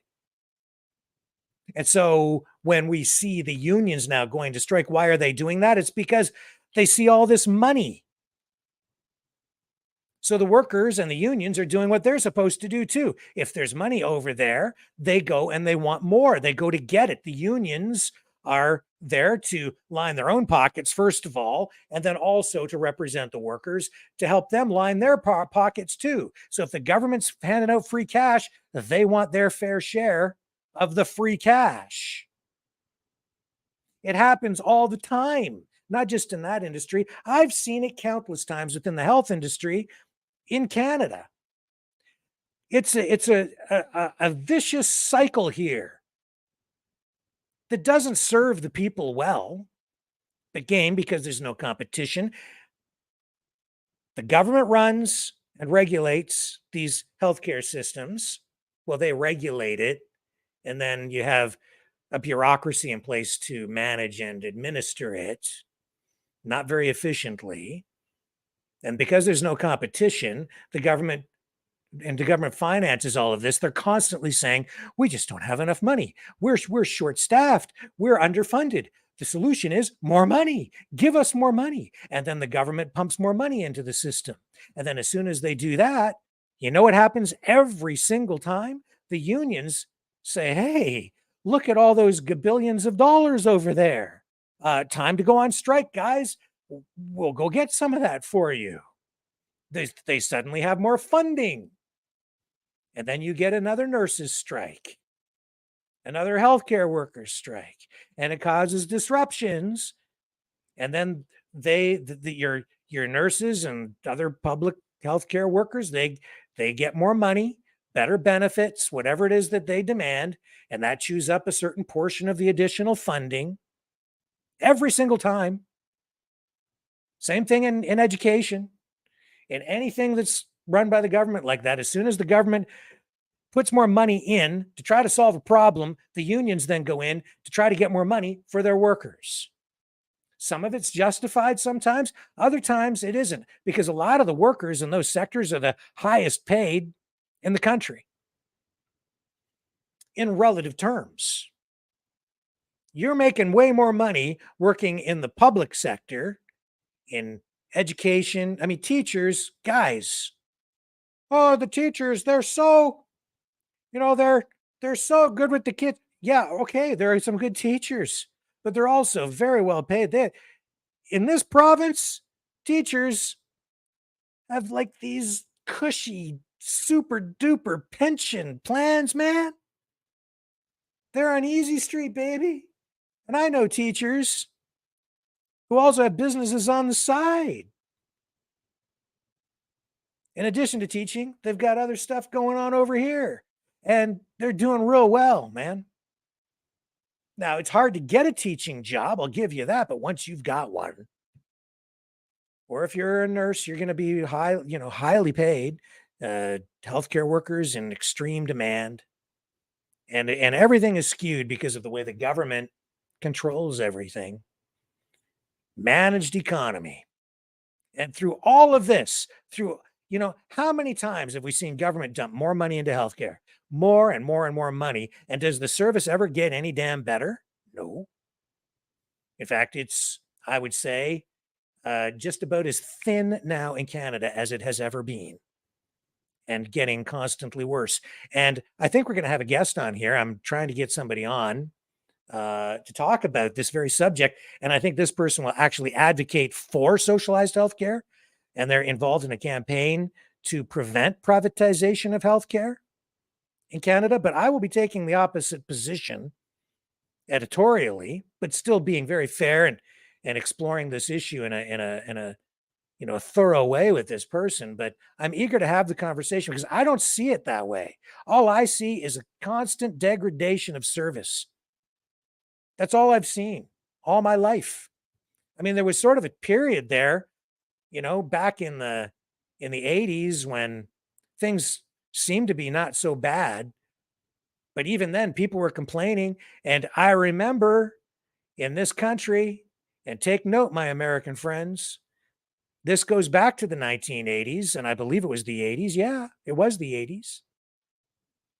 And the Premier of Ontario ran on this. This is kind of a twist in the whole thing. He ran on a campaign of capping doctors' wages.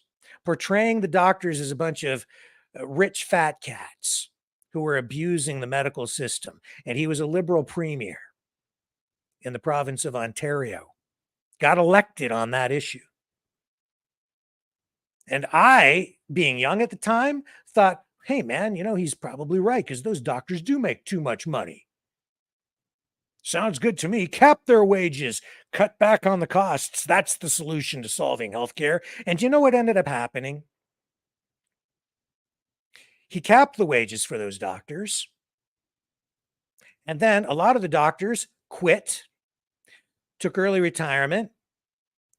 A lot of them owned their buildings where they had their medical clinics, their offices, and they just lived off the rent, rented out to other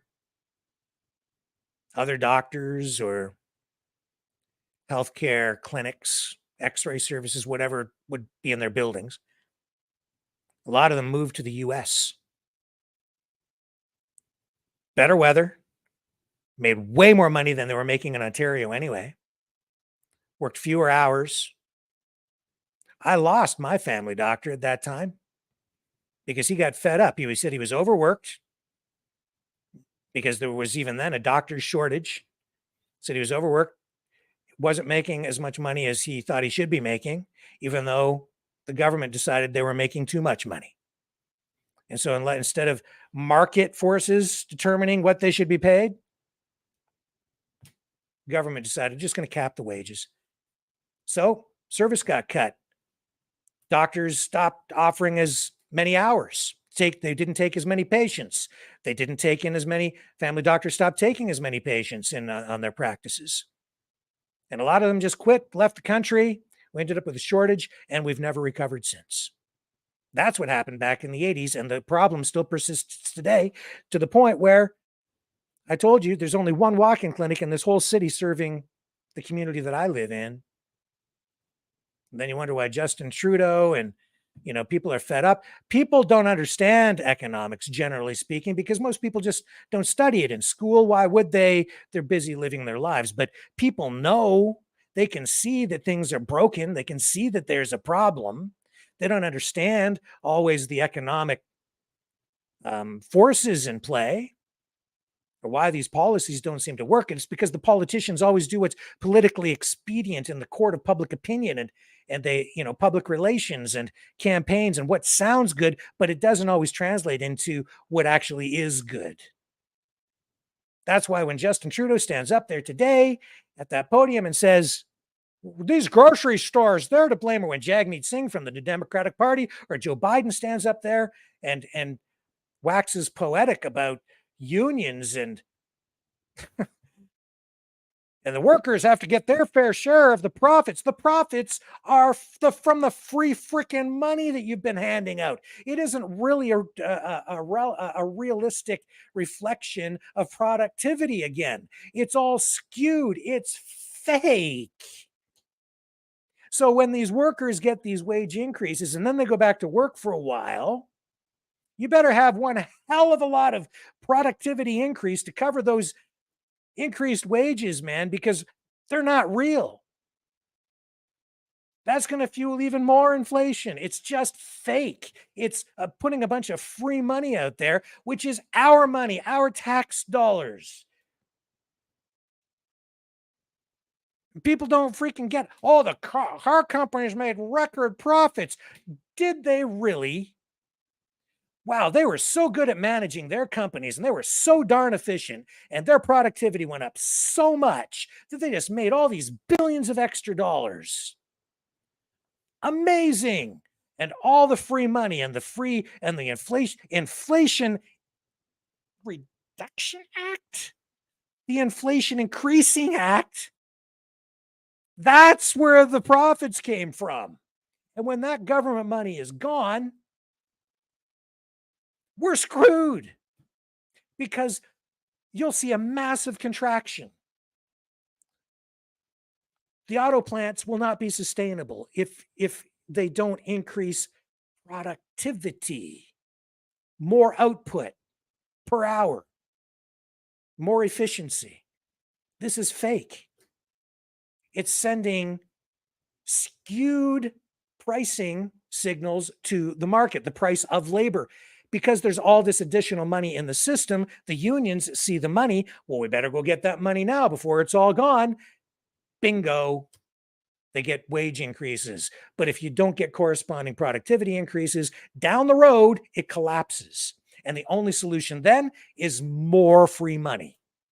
And if we don't have it, and we don't, then they have to borrow from the future by going further into debt. And that's on our kids and our grandkids. And we've already done that. We don't have much wiggle room left. Your kids today can't afford to buy a house. I don't know how they can afford an apartment in Toronto. Everything is going up. That's why you're paying 50% more in real terms over the last few years for groceries. In some cases, even double. That means that your money is worth like 50 to 100%. I mean, like it's like half. God help the people on fixed incomes. That's where we're at today. Boy, I'm on a tangent tonight. It blows my mind. And the solutions, I don't think they're even that difficult. I think Trump was kind of on the right track for the first part of his presidency on the economy. And then things fell apart. Not that he's a conservative, even economically, he's not. He'll spend too, but he understands international economics on a macro scale, and he knew what to do about it, and everybody else was afraid because he wasn't afraid to use tariffs in order to protect America. And that's honestly what needs to be done, because while I'm actually a free market, free trader guy, you can't have a free market economy entirely when dealing internationally with other countries where industries are propped up by government spending in other countries. You can't go head to head like that. So you have to protect your country with tariffs. That's a subject for another night, perhaps. That's macro international economics. And Trump was on the right track. And it was beginning to pay off. And you were seeing the repatriation of jobs from overseas, which I think is an awesome thing, a great thing, not only for America, but for other countries as well, because a strong economy in the West, which is what we need, with a high standard of living, can and should filter back to those other countries through economic aid, better trading relationships, helping them to build up their economies as well so that they can become strong too in a proper way. And those governments over there can deal with their economies and their countries in whatever fashion they see fit. But if we just engage in productive trade, fair trade internationally with other countries, but then allow a free market to grow and thrive within our own borders and protect those market mechanisms by preventing product dumping from other countries and products being improperly priced and having those improper or unnatural pricing mechanisms come to bear within this country because of government intervention and planned economics in those other countries. If you have a country that is subsidizing the production of corn, for instance, heavily, paying their producers in country X to the point where they can dump corn into the Canadian or US markets and drive the price way down through the world commodity markets, that's not fair to farmers over here. So in that case, then a tariff becomes absolutely fair. Unfortunately, our governments don't respond, I don't think, in the proper way. They tend to just respond with their own subsidies to those farmers. Again, a topic for another day. And that gets to be pretty complicated as well, because you can't just leave your producers domestically to hang out to dry when they're facing heavy international competition from producers in other countries that are propped up by government spending over there. But that's what our governments have largely done over here for a variety of industries, including and especially things like the auto industry, which was traditionally the engine that drove the economy in many parts of the country, and the petrochemical industry as well. And our governments have just ripped the heart out of both of those sectors, especially in Canada, especially here. You have oil-rich Alberta sitting there with all these natural resources, all this oil, and they can't get it to market because they can't get pipelines built. And if you don't think that's what's fueling a lot of the discontent with government, if you don't think that's why Saskatchewan, Alberta, solid blue, and the polls absolutely 100, it's like, I won't say 100%, but you saw it was like about 70% conservative in those polls. That's why. People want their jobs. They want to be able to use those resources. They want the prosperity that should be coming from that. And that's not just fueling discontent with government. It's fueling separatist sentiments within the country again. And what many people also don't realize is that Canadians in and of themselves only control about 24% of those natural resources, of those oil resources out in those provinces. It's foreign ownership that controls the rest of the oil out there. And make no mistake, and here's food for thought for you politically. This is a little bit of a deep dive for a lot of you. Because you have foreign companies, especially US companies, and from other countries too, including places like China, because they have investments out there in those energy sectors. You think they're not unhappy with the federal government in Canada?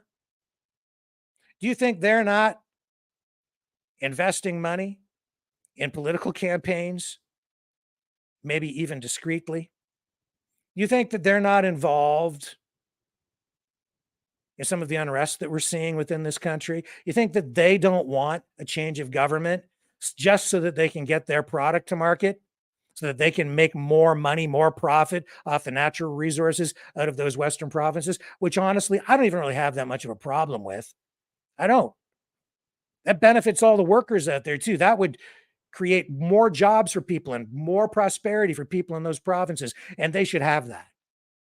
But we don't have it.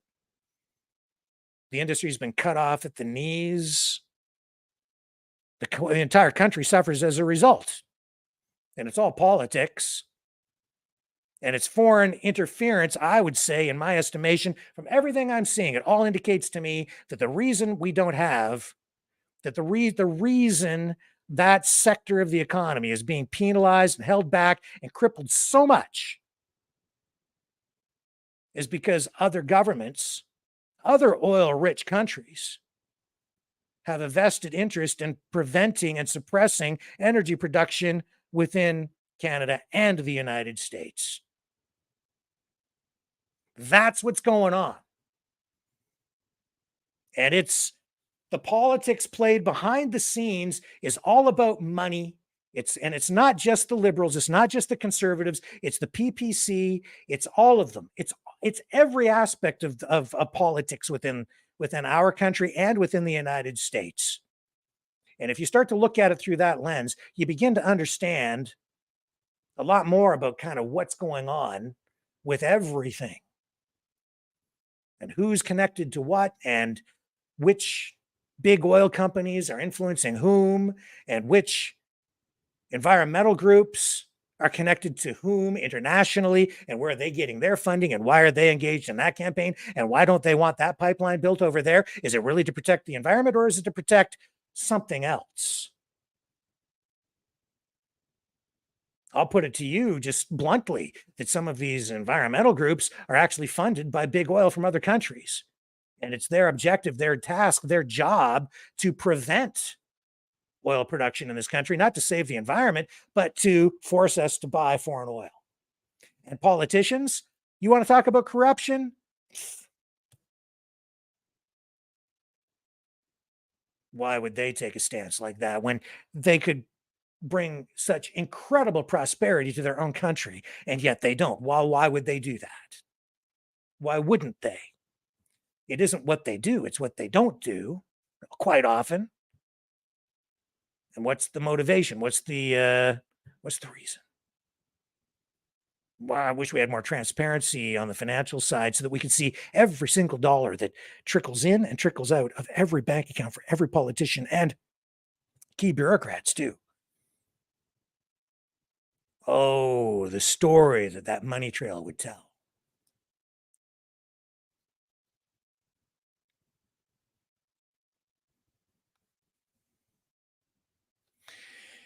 Wow.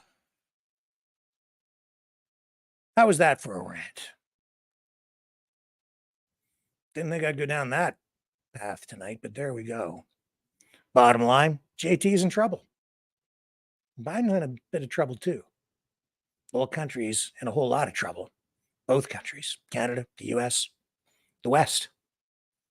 We're in a heap of trouble. We'll talk more about that when we come back on the other side.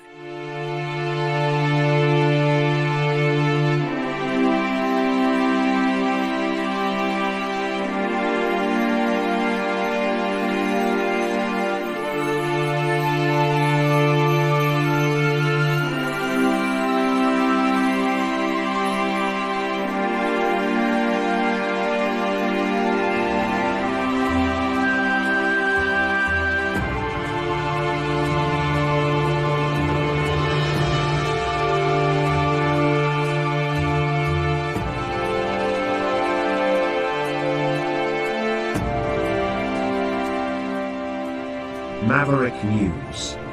The world is watching.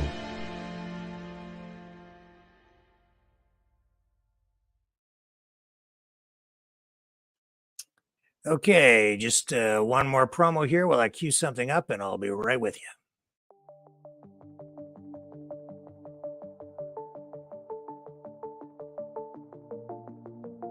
Greetings, brave Mavericks.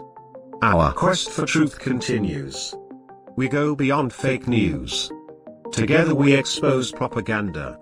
Together we pull others out of rabbit holes. We are maverick thinkers. We are all unique individuals. Defenders of individual rights and freedoms. Credible. Trusted. Grounded in reality. Maverick News. Maverick News. Defending free speech. Free speech. Donate at freedomreporters.com. Do it now. Tomorrow may be too late. Maverick News. The world is watching.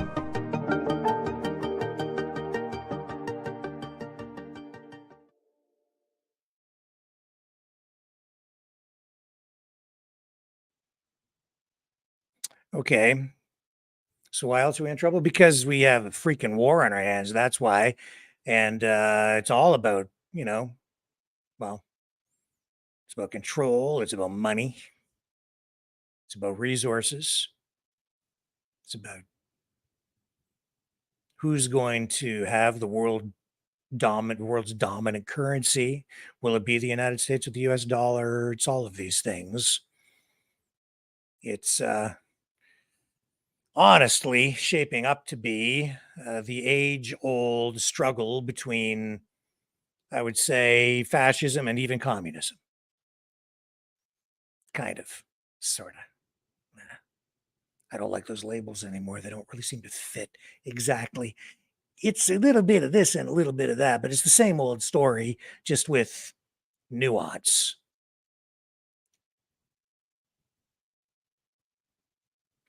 We've got this war in Ukraine, and it's still spinning out of control. But Russia's foreign minister, Sergei Lavrov, says that the topic of Russia-Ukraine peace talks has turned into a plot against Moscow. He was at a round table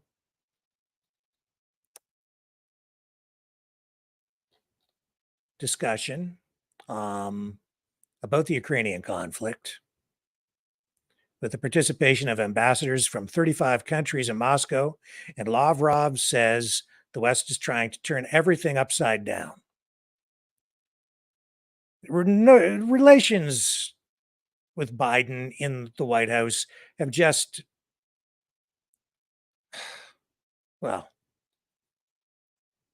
they've deteriorated to the point where they're toxic. But that's the way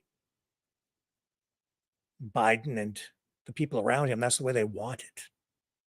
He says Lavrov says there's a real plot around the topic of the so-called peace negotiations, as well as attempts to turn everything upside down through pseudo diplomacy. But he says Russia is ready to respond to all serious initiatives on the Russian-Ukrainian settlement.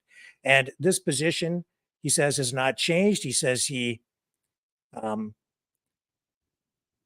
says that all the balls regarding the organization of the process between Russia and Ukraine are on the side of Ukraine, Kiev. Anyway, at this roundtable discussion, he lays the whole thing out again, the whole Russian position, where they see the expansion of NATO as an existential threat to their sovereignty, to their country, to the existence of Russia, because NATO has continued to expand toward the Russian border, even though after the fall of the Berlin Wall, they had assurances that that wouldn't happen, but it has.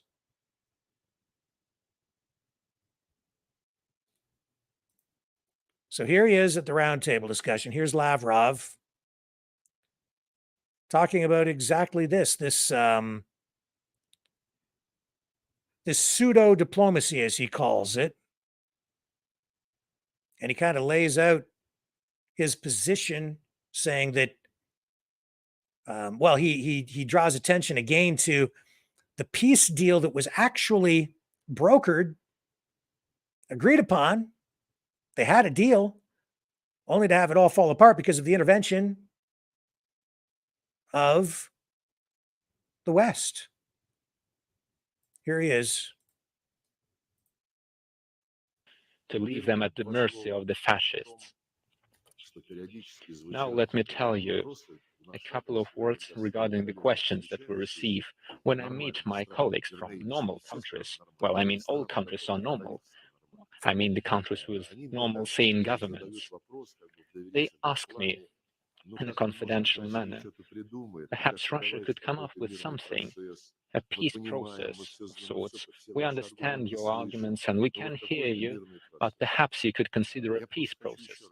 Let me once again raise this issue. We have invited you here. Some of you have launched your own humanitarian initiatives and peace initiatives that are meant to find solutions for the specific issues.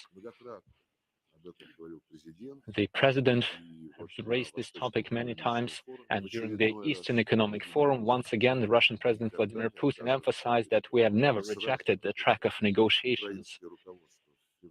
Immediately, when the Ukrainian leadership in February and March 2022 asked for talks, we agreed to that.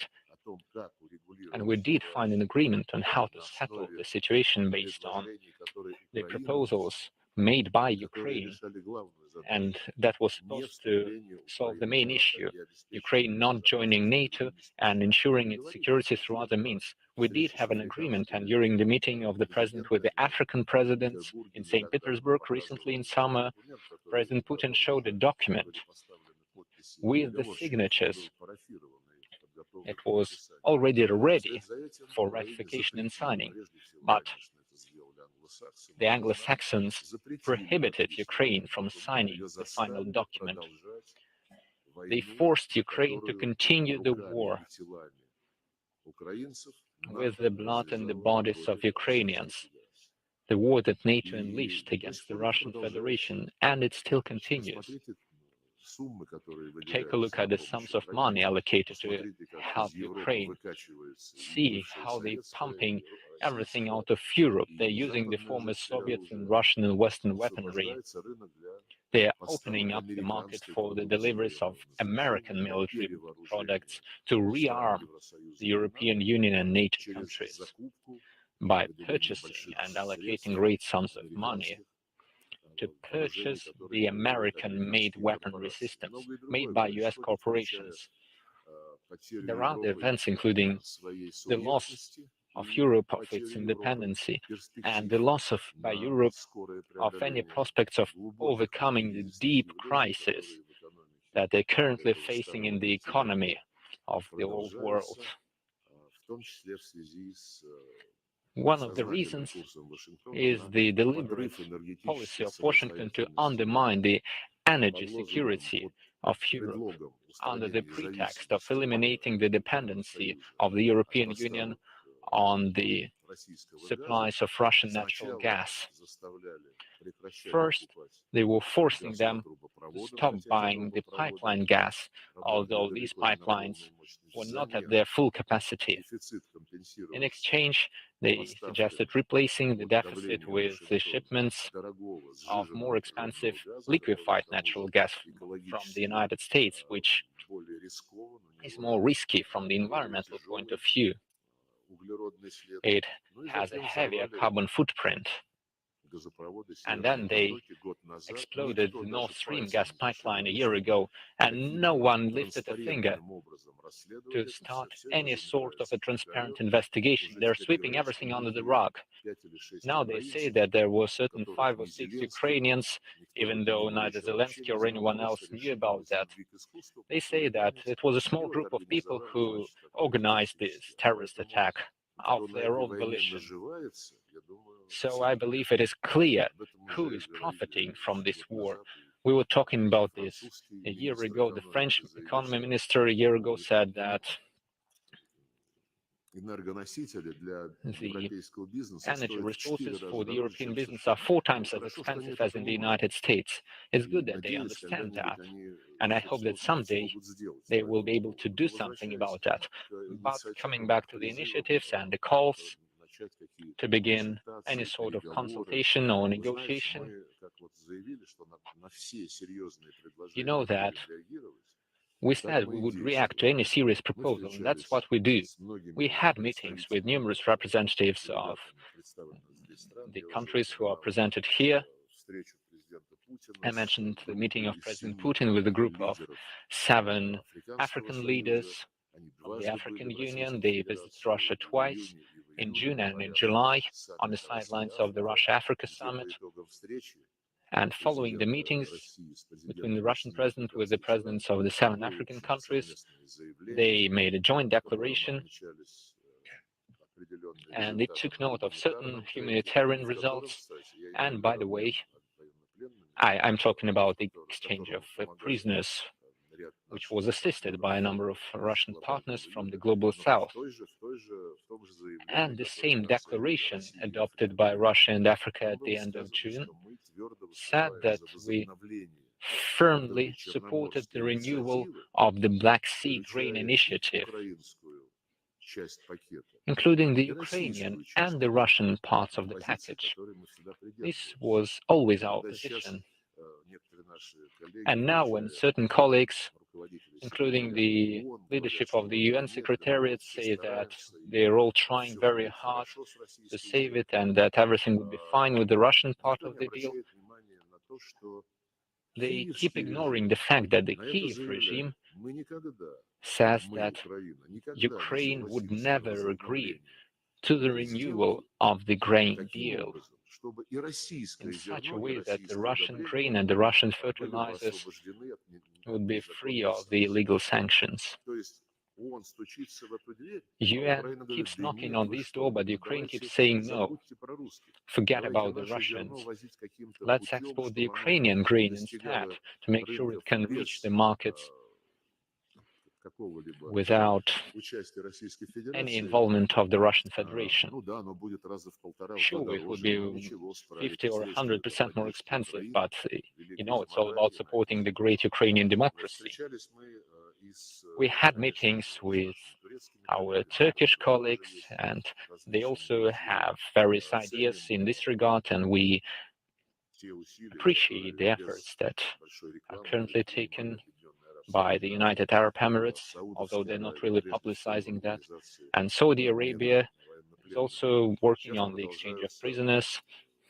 And now there are continued efforts by Vatican, whose representative is intending to make another visit. We're ready and open to talking to everyone. But let me take note of several very important aspects. The West has always been telling us that the only basis for any talks is the Zelensky formula. Those of you who are aware of the events have heard about it. It starts with quite innocent paragraphs on food security, on energy security, the nuclear safety and the humanitarian aspects, and then they proceed to the essence, inflicting strategic defeat on Russia in order to restore the Ukrainian borders as of 1991, to start a tribunal against the Russian leadership, to force Russia to pay reparations, and then agreeing to sign the peace agreement. The West says that this is the only basis for talking, and they've been saying this for many months. Recently, they've been trying to force the countries of the global majority to support this formula. This can only deceive the most naive people. So the divide is still there. And what we're seeing is, as a result of this conflict and U.S. foreign policy, NATO policy, we're seeing Russia aligning with countries like China, Iran, and North Korea. Kim Jong-un meeting with Putin this week. Here's a glimpse at what has transpired this week. Here they are together. А сейчас Россия поднялась на священную борьбу для защиты своего государственного суверенитета и защиты своей безопасности против гегемонистическим силам, которые противостоят против России. И сейчас мы хотим, чтобы и дальше развивать отношения. И мы всегда поддерживали все решения. And they're talking about, these guys got together, Putin and Kim, and they're talking weapons, deals to buy weapons.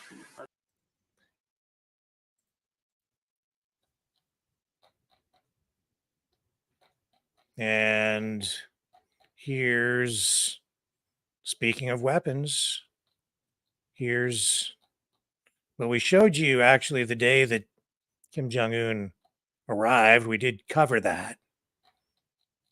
And I think I've got some footage here of him inspecting a Russian fighter jet at a factory. I did. There it is. I'll show you this.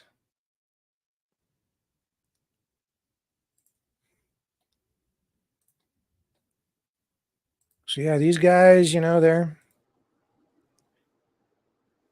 working together, and the world is a more dangerous place. And I don't think it ever had to be like this. It still doesn't.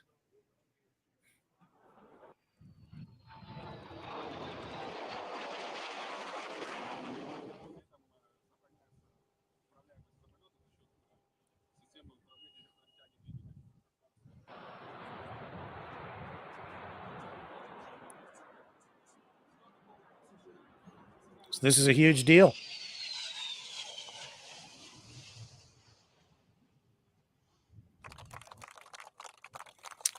You know, when Trump was president, the Dems, the people on the neoliberal left, they were losing their minds. And remember, he was calling Kim Jong-un little rocket man. Remember, he was being accused. We were all being told that Donald Trump was going to get us into a nuclear war. It would be his fault. And it never happened. And in fact, the opposite happened. What did Donald Trump end up doing? He went to North Korea and then, without bodyguards, crossed over the border, stepped over that line, went over and met with Kim Jong-un in North Korea.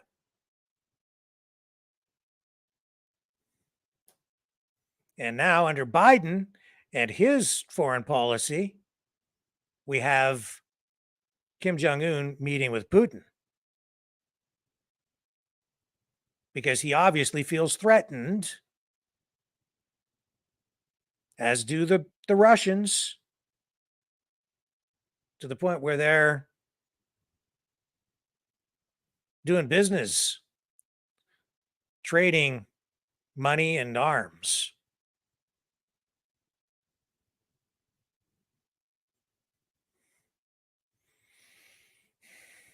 I'll take Trump over Biden any day of the week.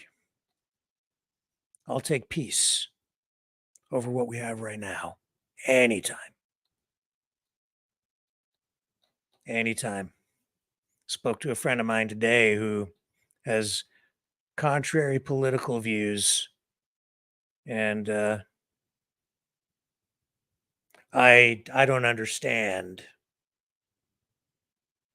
the mentality, honestly, of people who are on that side of the political spectrum. My friend, who means well, nice guy, who shall remain nameless. You know, he's convinced that there are just too many people in the world. He said it to me many times on many occasions, and I don't get into the discussion too deep with him on that. But that's what he says, and he believes it.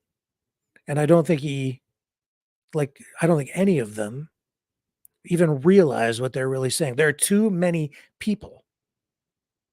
What are you going to do about that?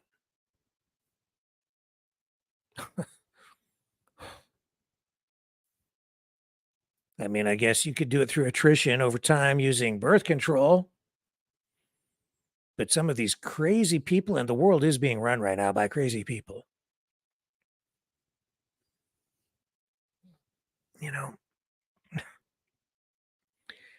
they will go to extremes. And a lot of these people clearly don't value human life. So what do they care if they send some young men and women off to war to die?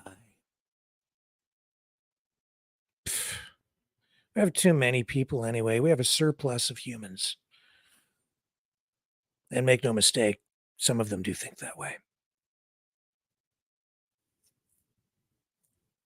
It's disturbing. It's disheartening. It's discouraging.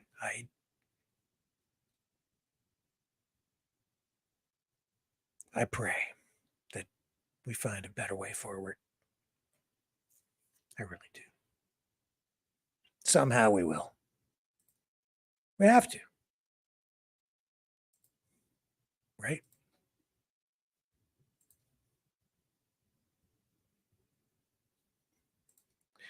How about a little bit of action on the picket line? Let's just show you what's going on with these auto workers on the U.S. side.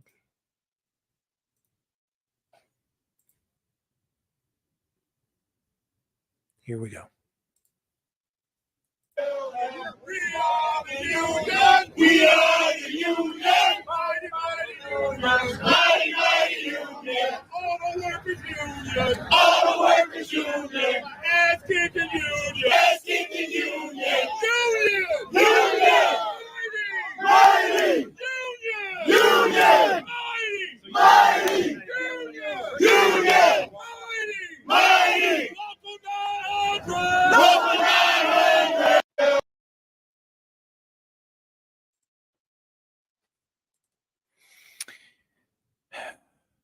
The struggle continues. A reminder that it really never, ever ends, never, ever will, as long as people are alive. It shifts. Politicians come, politicians go. Political ideologies are recycled. History repeats. That's what I'm afraid of.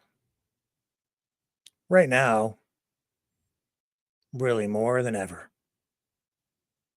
Probably have more to say about that in the nights ahead. History repeating itself in very, very real, tangible ways. Be careful in the days, the weeks ahead, the months. Be careful. That would be my message. Be careful what you align yourself with. In these times, in this information war, a lot of what we're being told is wrapped up in half-truths, delivered to us by people who are not being fully transparent.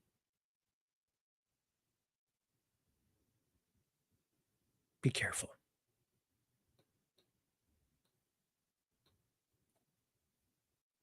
And keep fighting for freedom in positive ways.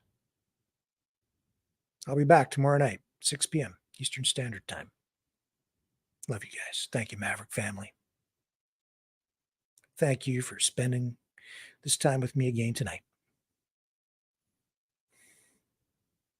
There is hope. I'll try and bring some of that with me tomorrow night on the flip side.